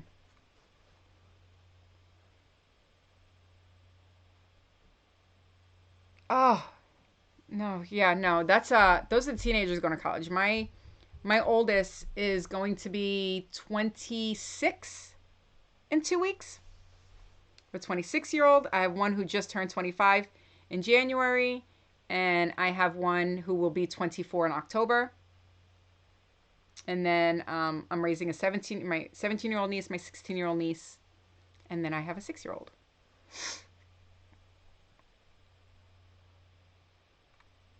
And my 25-year-old is him and his fiance are giving me my granddaughter in March, so really excited for that. Yep, I'm gonna be your grandma. Little girl in March. So excited. I cannot wait.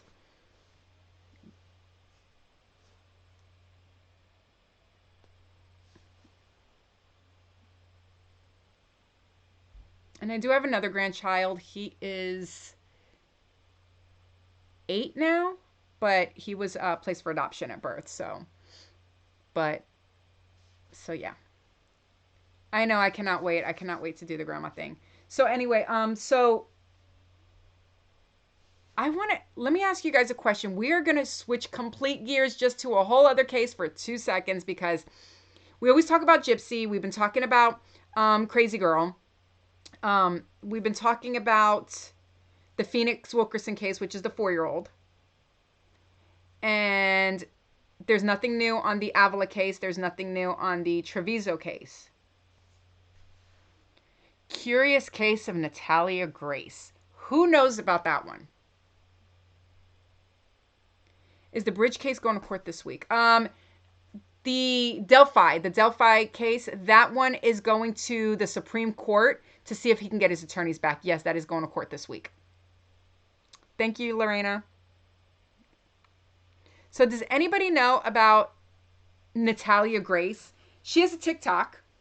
I've been following her TikTok. She did post today that she was taking a break. Yes, the one who was adopted. The one who is not 30-something. I mean, I do believe her age is legit. Her original age is legit. There's a lot of stuff going on there. Oh, you know what? I'm sorry, y'all. See, little Missy Mel, y'all are going to have me talking about, we're going to talk about the bodies. We're going to talk about the bodies, y'all. Let's finish Natalia because I've got to talk about the bodies. So Natalia Grace she's a little person. She was adopted from the Ukraine when she was, I don't know, like 6 maybe, 5 or 6. And there was a lot of issues going on. She was physically abused by her. She was adopted by one parent, put up and given to another adoptive family, and was abused by that family. There's some discrepancy about whether or not she was dangerous, whether she's made threats to that family, but she was a child. They didn't want her anymore, so they went to the courts. They had seen the movie Orphan. You guys remember the movie Orphan with this girl who's really a grown woman and pretends to be an orphan, and claimed that Natalia that she was really an adult. So they added, I want to say something like 11 years to her to make her seem like she was an adult, and then left her in an apartment by herself. What was she, like 9? And if you watch the story, it is weird. The dad's reaction, the adoptive father's reaction, the way he like screams and yells, he's like, I couldn't do anything. I was abused too. She did it to me. He's weird. But they left this 9-year-old in an apartment saying that she was really an adult.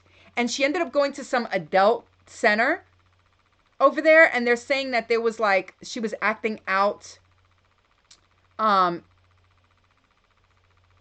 We can't use the word sex, but in that manner, inappropriately towards the men. There's all these stories that are coming out. It did come out, Skittles. So she is what? They added 14 years. Okay, they added 14 years. She is 19 or 20. She's, at the time, her age was correct. The medical records showed that she wasn't the age they were trying to claim she was, that she wasn't an adult. She had medical records to prove it. And then there was a state attorney, a prosecutor's office here in the States that also confirmed that no, she was not an adult. Anybody else? Is the video lagging for anybody else? She's 20 now, right? And they're trying to say she's 34. But they did a whole series, and at the end of it, they left us in suspense by saying that the adoptive father was calling the producers saying all this crazy stuff about her and that they couldn't do it anymore and that she needed to go and they were done with her. Y'all, why do I think that that's not true? Because if you go on Natalia's page, she's friends with, she's TikTok friends with the family. And they were commenting, her mom and stuff's been commenting on her stuff. I think that there's something there and they're just trying to keep us in suspense. That's just me. Yeah, it has been on. I have it on my DVR. So there is something wrong with her. My thing is this.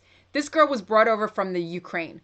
Moved from one family. If they didn't expect, apparently the first family, I don't know what they were expecting, but of course she's going to have some problems. You just brought this girl who's got all these medical issues on top of that, who's been stuck in an orphanage her whole life, and then brought her to the U.S.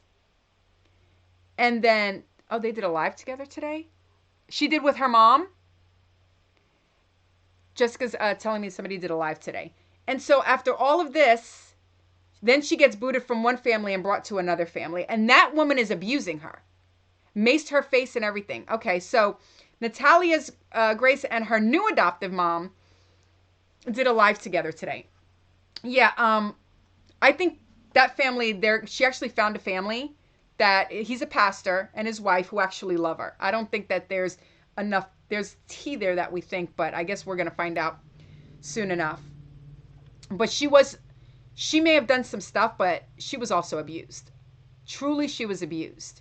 They maced her face, made her stand up for, I mean, it was just a horrible thing that happened to her. And I guess at one point she walked into their room supposedly with a sharp pointy thing, a KNIFE, a knife or something. I say that fast. I don't know if I could say that. And they're saying she was just standing there in the doorway and that she's made some threats. She was like 8. 7 or 8. Disturbing behavior. And listen, she shows clear signs of a child who has been SA'd in her past. The fact that everybody thought to do all of the stuff that they did to her and not put her in some sort of crazy intensive therapy. I think they did try to put her in one place at one point, but it seems like they were just trying to get rid of her. Nobody actually tried to do trauma intensive therapy with her when she was little.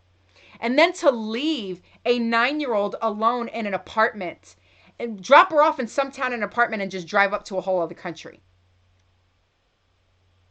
Her, all of this stuff is just crazy. That girl, I don't know that she's mentally ever going to be okay.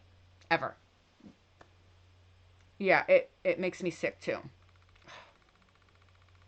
Okay. Now, since she brought it up, let's talk about the 215 bodies. Who knows what I'm talking about? It's insane right now. Insane. Until in the video she was a kid. She still looks young. You can tell she's not 34 years old, yeah. 215 bodies.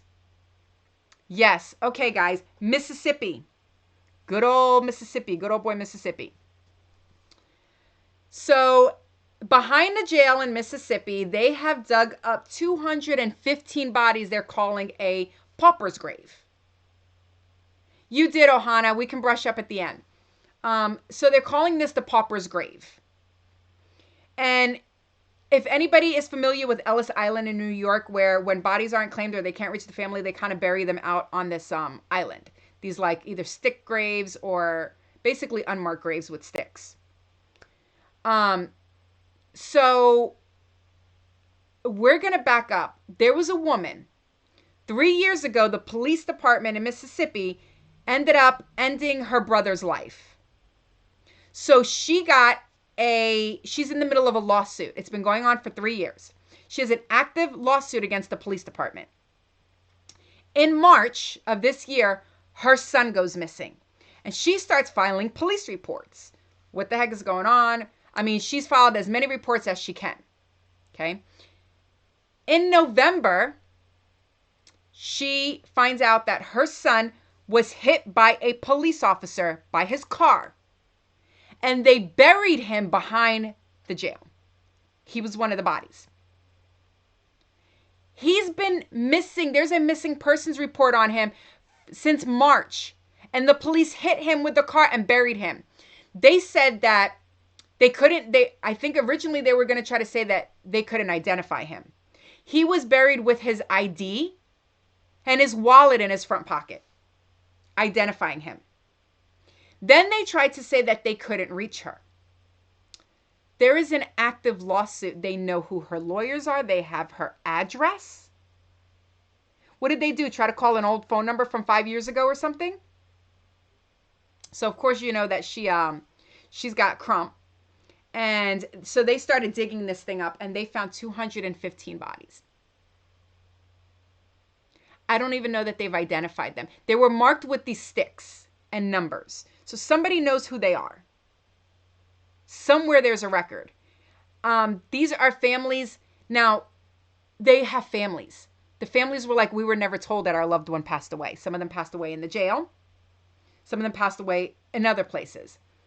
They died, and instead of them notifying the family so they can get proper burials, they buried them behind the jail. How did she? That is a good question. Let's find out. How did she find out that he was buried back there? So this is Jackson. Is it Jackson, Mississippi? Yeah. So there's an interview with her. Okay, it was devastating. She says she'd been calling them. They didn't have no information. So for 9 months, 8 to 9 months, the markers go over 600. Wow. She'd been calling, trying to find out about her son. All the details she gave them leads. They never got back to her. They never even told her if the leads were good or not. She says she couldn't believe that he had disappeared off the face of the earth and nobody knows where he's at. It was just horrible for me. And every day I wake up, I just look, kept looking for him, just out in the streets looking for him. I mean, it's heartbreaking for a mother. Can't say hello. Don't know how to get in touch with him. This is a horrible thing for a mother.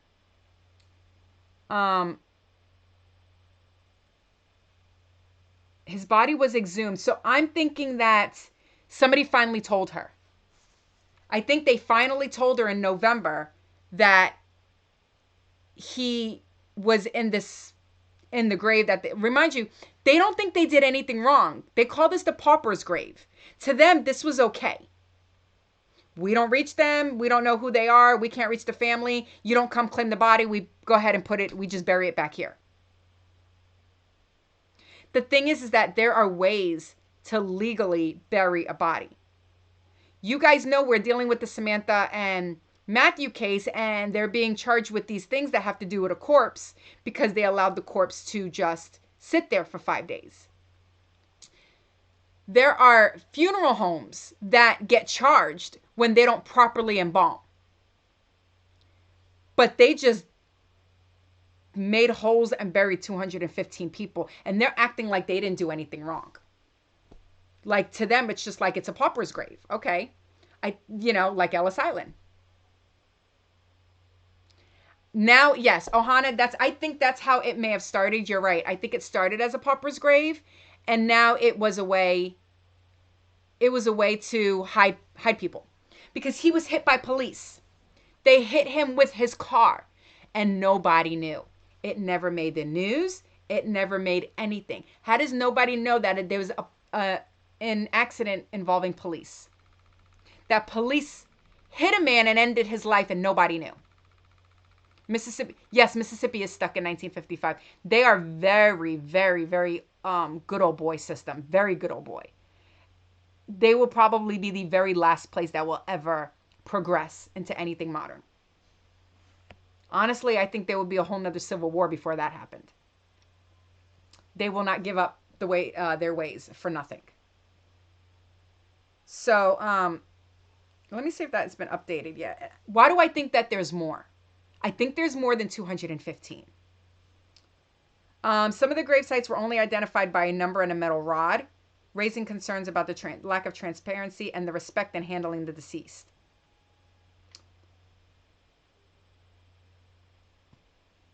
March 2023, right when she reported him, he was already gone, and they knew. They knew. That's the crazy thing, is that nobody, you mean to tell me nobody in the department was looking to say, we have a lawsuit against this woman. She's already suing us. We just ended her son's life. Now she's filing these reports. Nobody thought to say anything then. You know what, Amanda? I'm shocked. Yeah, that a mother can do that too. For those who aren't gonna read the comments, Amanda says she's still in shock of how Chris's mom was able to just leave them there, leave those bodies there for 5 days. Yeah, she's a mother, so that blows my mind. But a humane they're demanding a humane resolution for all of this, and I don't know. The only humane thing would be obviously to bury them properly, but you got to find all these people's families. They are calling for a federal investigation. Apparently, as of right now, the feds are not involved, but it sounds to me like they should be. Unless,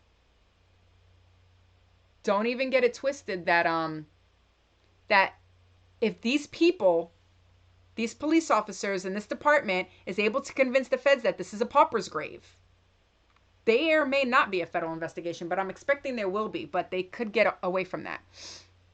Yep, I hope the family bankrupts Mississippi, right? I mean, this is now a second suit. How do you do that when you're already in the middle of a lawsuit? You took her brother's life. You know what? They're going to say that this was not, I think the family has every grounds to say that this was not accidental. Too much of a coincidence. They ended her brother's life, and in the middle of a lawsuit, they ended up taking her son's life and then burying him. That is not a coincidence, and that is not an accident. Exhume all those bodies. Can you imagine? They did exhume 215. I think there's more. I think it goes deeper. I think over all of these years, they're going to be finding bones for many, many years. I'm sorry, they charged her to exhume him? What the heck? It's Chris. We are talking about the 215 bodies that were found behind a Jackson, Mississippi jail. And one of them belonged to, one of them was the son of a woman who's currently in a lawsuit against the PD after they hit her son with a vehicle and buried him back there.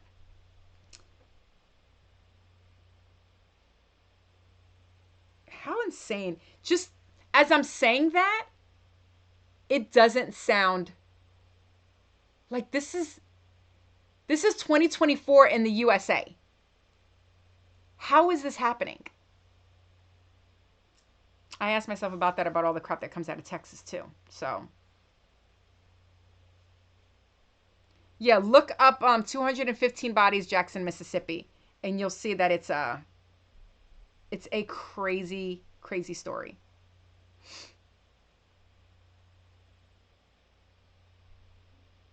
So I'm just trying to see, while I'm talking to you guys, there's been no update. Just trying to see if there was an update on the story that we started, which was the Phenix.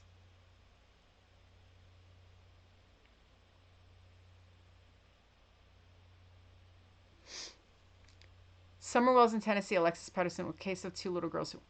The Summer Wells case has always bothered me.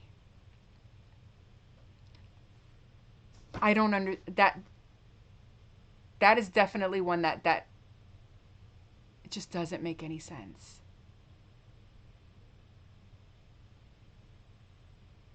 She's not the only one. There was a case in Florida too. Do you guys remember that guy, Misty, the stepmother's name was Misty something. Hold on. Misty Croslin. Is that her name?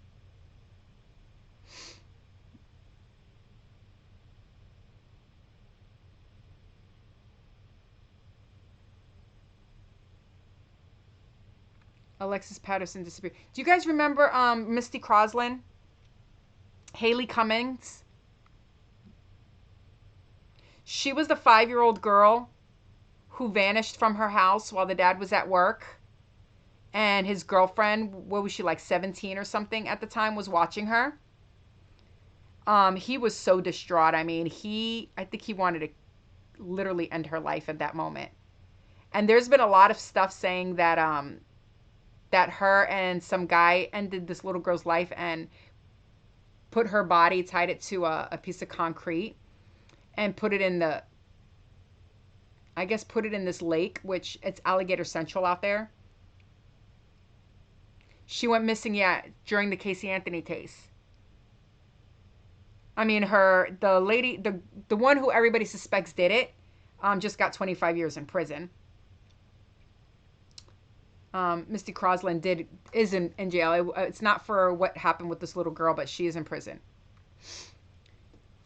What are my thoughts on the parents of Casey Anthony? I personally have never believed that they were involved at the beginning. I didn't. I never really thought that they were involved. I think what is happening right now is that Casey used a defense strategy that her lawyer came up with to shift the blame over to them, to dad. And now she is feeding on it. Now she's bringing it to light, and she wants to she wants to redeem herself. I think Casey wants to be back out in the public eye.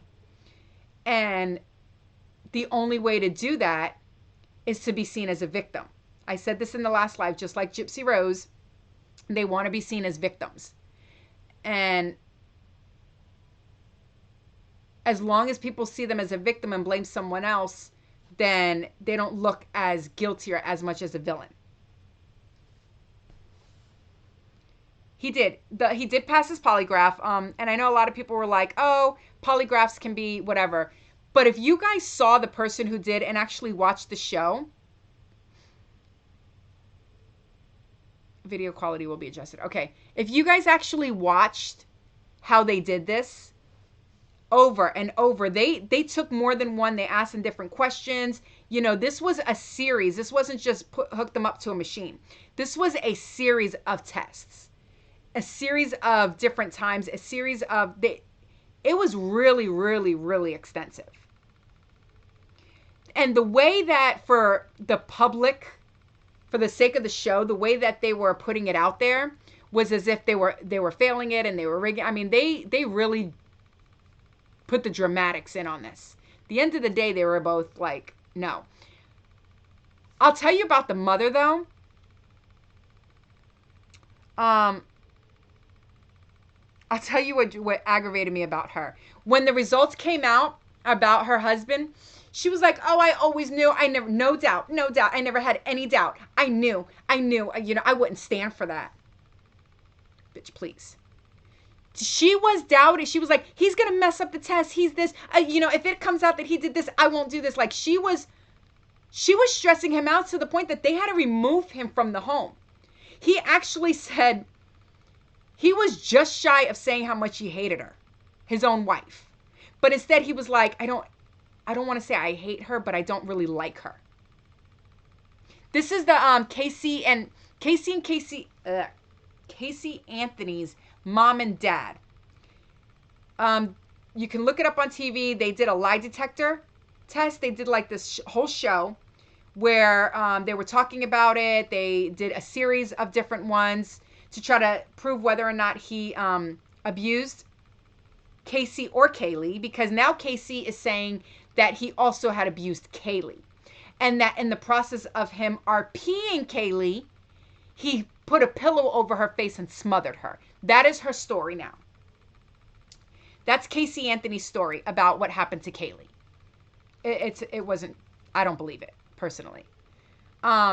Yeah, Cindy's not protecting her anymore, but Cindy was kind of coming at her husband. And then when it turned out that he was telling the truth, she was like, oh, I knew it. I just knew it. I don't really like Cindy.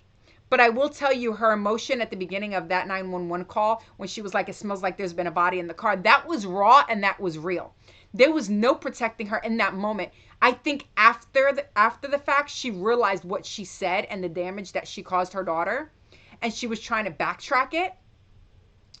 Yes, you know what, Boone? I was just about to say that. Casey BSC, which is Alexandra, Casey Alexandra, and Gypsy Rose. Them three, listen, I mean, they should all be friends.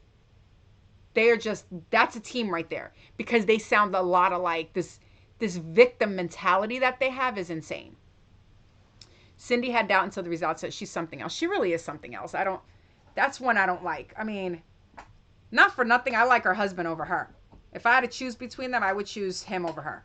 Like, whose side to take, because she's always rubbed me the wrong way.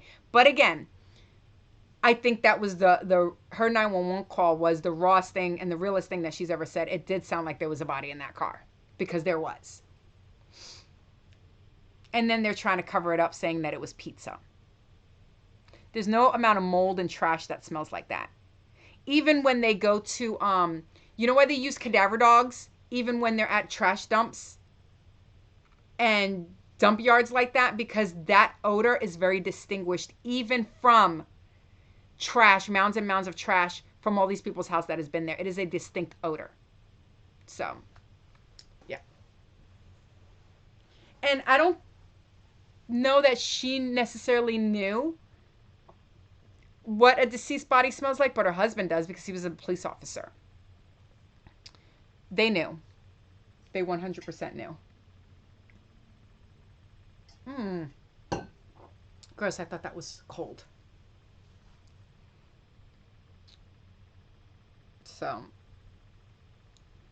So in summary, I'm not actually going to stay on really late. I mean, we've been on for 2 hours, y'all.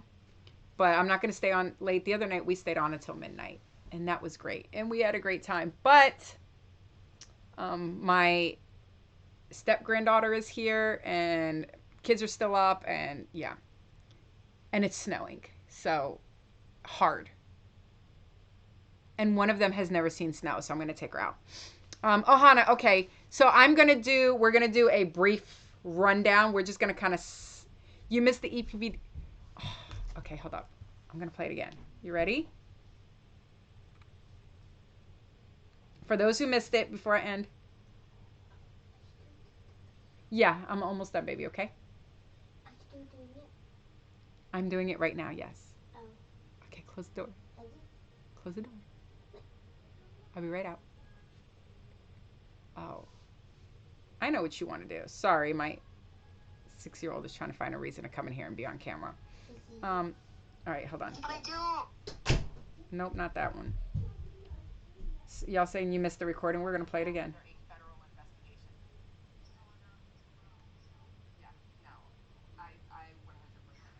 I'm not trying to be famous. I'm just trying to get to the... No, I know. Believe me, because of this case, I'm having to monitor all the posts, so I have access to all this stuff. So I'm seeing everything. And Okay. It's just a lot of stuff. Okay, well then I'm going to forewarn you that there's probably another video coming out addressing this allegation that she is saying that me and the group that I didn't even create is now under a federal investigation for federal crimes. I don't know what's wrong with him. I don't want to speak negatively on her part. I know. In this case, And but, you can. You're a police officer. I get that. I'm trying to teach her the best that I can. I'm not trying to be famous. It should be 10 days. This is about the I'm not too warrants sure. This is for her actually social my media. first one that I've sent up, so I don't know. Gotcha. They said it's pretty quick. My partner's here, but I'm not too sure. But it does say. Hopefully you can find stuff for all the other cases too. Yeah, I should, but we'll see from there. Okay. And then since I have access to it, then any other detective with El Paso PD would have access to it. So any other cases assigned, they'll be able to have access to it as well. Awesome. All right, cool. Okay. Well, thank you. And the other one, hold up. This is what they actually got from her social media. To you know, so 1,000 pages. So I mean, I know. And like I did receive the Facebook search warrant back, but I have to review it, and it's over 14,000 pages. I can imagine. Just give me time. I already contacted Joelle and Fabiola, and I let them know too. So, Okay. but I did receive it, and then that's where we're at right now. Sounds good. Okay? All right. Thank you. All right. Thank you, ma'am. 14,000. So that was two different detectives from the El Paso Police Department. The last one was saying that they got 14,000 pages from a Facebook warrant for BSC's Facebook social media. So that's basically what you guys missed. Whoever wasn't here at the beginning, that's what you guys missed. It was one detective saying that they were just trying to appease her, and another one talking about that they got 14,000 pages from a warrant. And the way that warrant came about is that she had posted something on social media, some threads. Joelle had filed a report and was trying to get, in order for them, they needed evidence. They needed proof that she said it, and he couldn't find it. And so they kept asking him, send us different things, but all the stuff that he was sending them, it just wasn't the right stuff that they needed in order to be able to prove that she had said these things or posted certain things. So Ohana, so this is the charges. They were trying to charge her with something, but they needed proof. So thankfully the group has everything. I mean, you guys screenshot everything and put it in there. And I remember seeing what it is that what they were looking for. So I went back into the group, was able to find it. I pulled it from the group and sent it over to them. And then I had to sign an affidavit. And that affidavit basically was like a sworn testimony, where I got it from and all this other kind of stuff, that what it exactly was that I was sending them. With that sworn affidavit, they were able to take it to a judge and get a warrant for her social media. And that's how that happened. And then they got 14,000 pages. And so there are cases in the county attorney's office, but we just don't know if they're going to move forward or not. She really is bored. Yes. Listen, I've printed an entire social media thing out before, and it was like a book like this when we were doing, we were going against the organization that was scamming people, and it still wasn't 14,000 pages.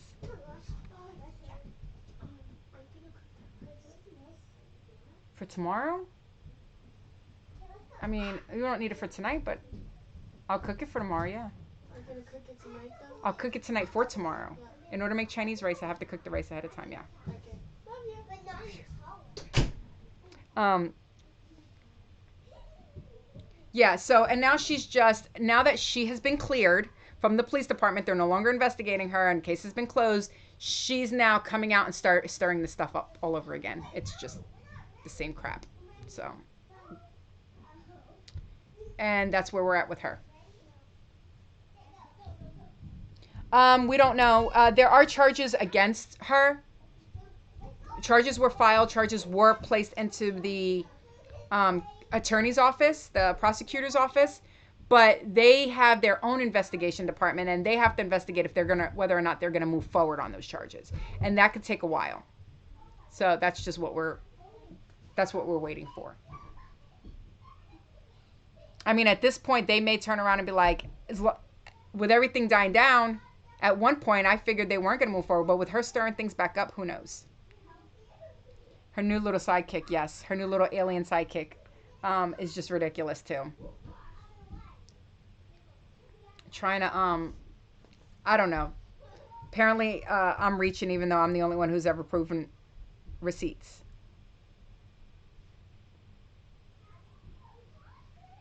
I don't know.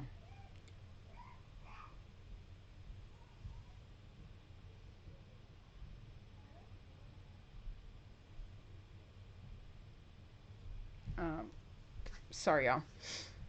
Trying to see if there was any update on here.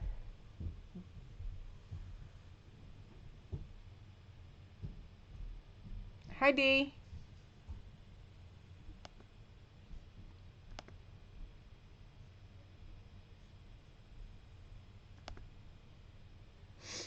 So, all right, guys. Well, that is where we're at. My kids want Chinese food tomorrow. They want homemade Chinese food, which means I got to cook the rice tonight. And they're in here literally sneaking in like, are you going to do that tonight so we can have it tomorrow? They're a mess. So did she have to pay back the GoFundMe? Nope, she did not. She got to keep the money. And is still out there causing crap. Yep. Sure did. No, she can't be. Listen, at this point, she's not going to be held accountable for anything unless somebody sues her. And she's not stupid. She knows that she ain't got a damn penny to her name. I mean, somebody should. Daycare could, and then it'll be a judgment that'll sit there forever. They can garnish her taxes. That's what I would do. When she tries to claim Ariana, all that, you know, or a little earned income credit, everything that she gets can all get garnished. So I wish they would. I really do wish that the daycare center would go ahead and file against her and get a judgment, because they will win a judgment. There's so much evidence out here she would lose if she can even afford to defend it. I did hear about the scientist in Missouri. Blabby actually sent it to me. She sent me her video where she's been covering it. You guys, she's actually covering that story. That's crazy. 3 friends deceased in, were they in his backyard or something? Listen, there's so much stuff hitting the news and so many stories. It's just crazy. It's crazy the amount of stuff that is out there, especially on kids. Especially on kids. Suzanne, supposedly she used that money to get the place that she's currently in. It's a little house that she's staying in. I'm not going to put her address or anything out there, but yeah. So Alexandria used a GoFundMe to get that place. And probably for the attorney who just did her order of protection. Texas is a non-garden state, unfortunately, unless it's... Really? No way. Well, that sucks. I did not know that Texas was a non-garnishing state. Well, there you go. That's why she's getting away with what she's doing. I don't know, public assistance. Ohana, I'm pretty sure she's got public assistance because she was getting public assistance for daycare. And Ariana has Medicaid, so.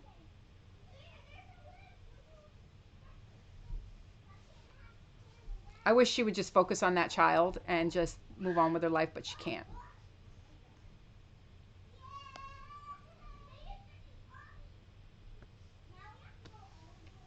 Remember when she said EPPD would never talk to some random person on TikTok? Right? Okay, yeah, you guys remember that? So that was the whole thing. They all kept saying that anything that I was saying with EPPD, that anybody I was talking to was bullcrap, and that they would not talk to me. Yeah, because there's a lot more than just that. She's full of crap. But again, I'm not going to fully tip my hand. We're going to wait. We're going to wait to see what the state does and prosecutor's office and all this stuff, and just see if justice will actually be served. I'm not holding my breath. Yeah. They called me. They got my number. The very first recording I got from the detective, it was a private number, and I immediately started recording. I was not expecting a phone call from the PD. And they were saying they got my number from Joelle, and they wanted to talk about the baby Ariana case. And I mean, I was kind of like, what? Like, really not okay. Because I was really leery. Like, I don't know if this is legit. And then she gives me her badge number, her ID number, and says that I can call and verify it. And then I let my guard down, and then we started talking. And there's even another one where they were like, they're not supposed to be talking to me, and they shouldn't be talking to me, but people come to me, and I have a lot of information. And so they need that information. So yeah. Is there proof that she's making up all the Samantha stuff? Well, let me explain. Let me put it like this. Before she ever came out with these messages saying that Samantha apologized to her, before this ever became public, I had spoken with Samantha the night that her and Alexandra had spoken. And this was a while ago, a couple weeks ago. And Samantha had called me. She was like, listen, I had spoke with Ariana, Ariana's mom, Alexandra. She says, I spoke with Alexandra, just trying to, letting her know that I'm not with Francisco anymore, just trying to clear the air because I don't want no part of this. And it seems to have been a good conversation. It was a phone conversation. A phone conversation. And so we're talking about Alexandra, baby Ariana's mom, the daycare case, Desiree. So she explained to me about the phone conversation, and I was like, okay, well, hopefully, it'll die down. And then we didn't hear anything. Then all of a sudden, recently in the last few days, she's posting these text messages saying that they're from Sam and that they're apologizing, and that she's sitting here, she's saying that she wants to hug her, that Samantha's saying that she wants to hug Alexandra, and all this other kind of stuff. And I'm like, oh, I remember when that happened. Samantha called me immediately and told me that she had spoken to her. Now all of a sudden there's these text messages. She's got messages from all over the place. From what numbers? It's not like she's even posted the numbers minus like the last 4, anything like that. She's just, and at this point, she'll probably try to pop up with them now and say, this is the number minus these last few digits, because they would be altered. Everything with her is, and I was warned a long time ago, that she has messages that she's altered. This was before any of this has happened. At the beginning, this was like back in October. Somebody had told me that she's been known for altering messages. And I was like, yeah, right. She ain't got that much skills. Apparently she does. So you can fake text messages. Yeah. I mean, obviously it's pretty easy to do so. Especially when there's no phone number. Like,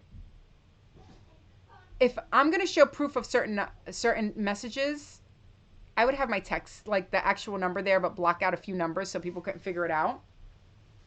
But she says you can literally text yourself. Can you? Not me trying to find out if I could text myself. Hold up.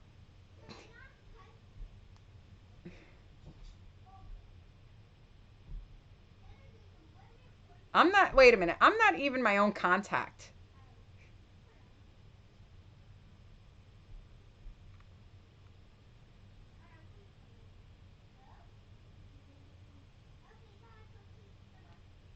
Yes, y'all, I'm trying to text myself because somebody just said that. Ha! But it comes up my phone number. That's funny. Which I'm not going to show y'all because then you're going to have my phone number. That's funny. It says test. Yes, I just did that. I needed to see. I did not realize that you could text yourself.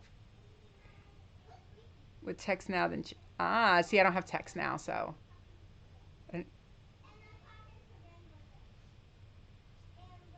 Listen, I have this. I have my main phone, and I don't even know where the iPhone is. Oh, here it is. And this little old iPhone.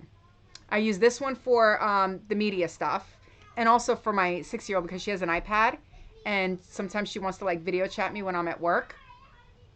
And so I got an iPhone too for that. And then my phone. So, all that text now stuff. I know what text now is. Yeah, I guess it's a texting app. And I only know about it because my parents actually have text now. They used to use it for mission stuff. So yeah. That's just so the fact that she would be sitting here and going through all of this, it sounds like a lot. It sounds complicated. She's got that much time in her hands when she should be taking care of her kid. Who's got time for all this? Yeah, you know what? I will bet my life that's exactly what she did. That they were on the phone texting each other and she just changed Tiffany's name to Samantha's. Absolutely. There's even some messages that she put up there where she's like, Francisco, maybe, question mark. I mean, he's changed his name. He's changed his number so many times. She's always getting his number, and he's constantly changing his number.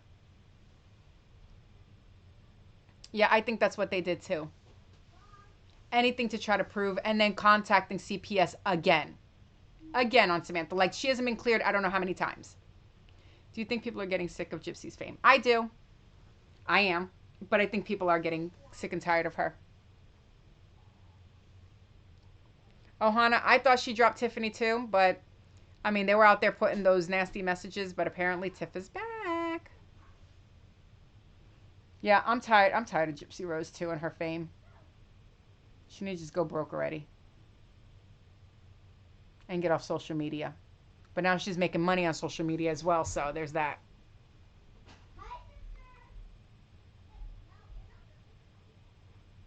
Yep, Chrislyn, that's exactly what she did. She just picked her back up. She got tired of her, put her down for a while, and then she was like, oh, Timu, I need you. You know, and pretty sure Timu's got a crush on her, so there's that. Sorry, Mike. Ooh, that was a big frame drop.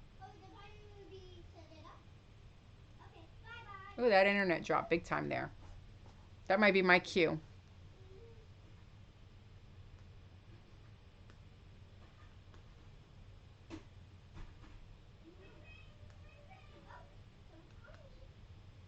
Her text messages never have a time and date stamp. They never do. Never. I'm lagging, guys. I think I'm lagging.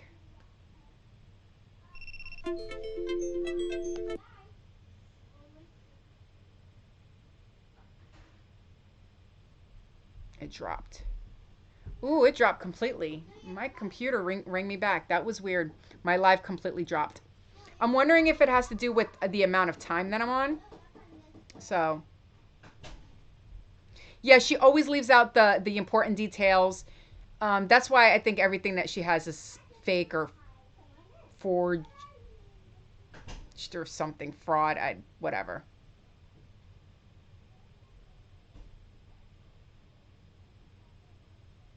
Oh, it could. That's right. I do have a satellite up top. The thing is that it only seems to happen on the computer because when I switch over to my phone, my satellite has a snow melt thing, so I might have to melt some snow up there. Hold up. Let me do a test. Oh, yeah. Yep. It might be the weather. Stay off my damn roof. Listen, I don't not have to go on the roof to melt the snow. Y'all, this is really cool. See, it's got... Look, Starlink has this little thing, and you hit a little button here. Anyway, you can't see it. And it says snow melt, and it heats up the dish and melts any snow that's on it. It's really cool. I wish TV would stop interviewing her. I do too. I do too. I wish they would stop. Everybody's into it's money. Everybody's into the Gypsy Rose story. I wish that they would just stop giving her clout and her fame and let's focus on Nick and his appeal. Yeah, I might have to reset, but I'm not going to. I'm actually going to get off and go cook. I'm hungry. I have not eaten today either. And it's already 7:30. We eat like at 5 o'clock. Like clockwork. The little ones ate, but the rest of us haven't. So, all right, guys. So, yeah, we've been on for 2.5 hours. I am going to end this. I'll probably do I really think Nick will get out? I hope so. But I'm probably going to do another live on Tuesday. We're going to do my birthday live. So, gotta be snowed in. So, might as well. Or at least everything will be closed. I'm pretty sure the kids won't have school. So, I'll be here. We'll do a birthday live. All right. So, again, y'all, I have got to go take care of my teenagers. Or they're going to be in here asking for food again. Even though they can all cook for themselves. But still. Thank you, Nita. Yeah, you know what? It's, I'm not even going to lie, ever since we're not really dealing with the Treviso case, because that was a hard one. It's been chill. It has been really chill. Come back after dinner. I probably will. You know, get the little ones down. I'm surprised these two are not completely exhausted because at midnight, they were still up laughing and giggling, and then they got up at like 6:30 this morning. So I think everybody needs to go to bed early. Take the kiddos outside. Let them know snowflakes are angel kisses sent from up above. I will let them know. I'm hoping that we get enough that we got a new trampoline and that it'll kind of like layer on the trampoline, and that would be fun. So we'll see. I don't know if we'll get enough to play in the snow, but they said 1 to 3 inches, so we'll see. 1 inch is nothing. We've been snowed in before, so I don't think this is going to do it. It's frozen. Yes, it's frozen. 17 degrees outside right now, so there's that. All right, guys. Well, I will maybe I'll come back tonight. We'll see. Thank y'all.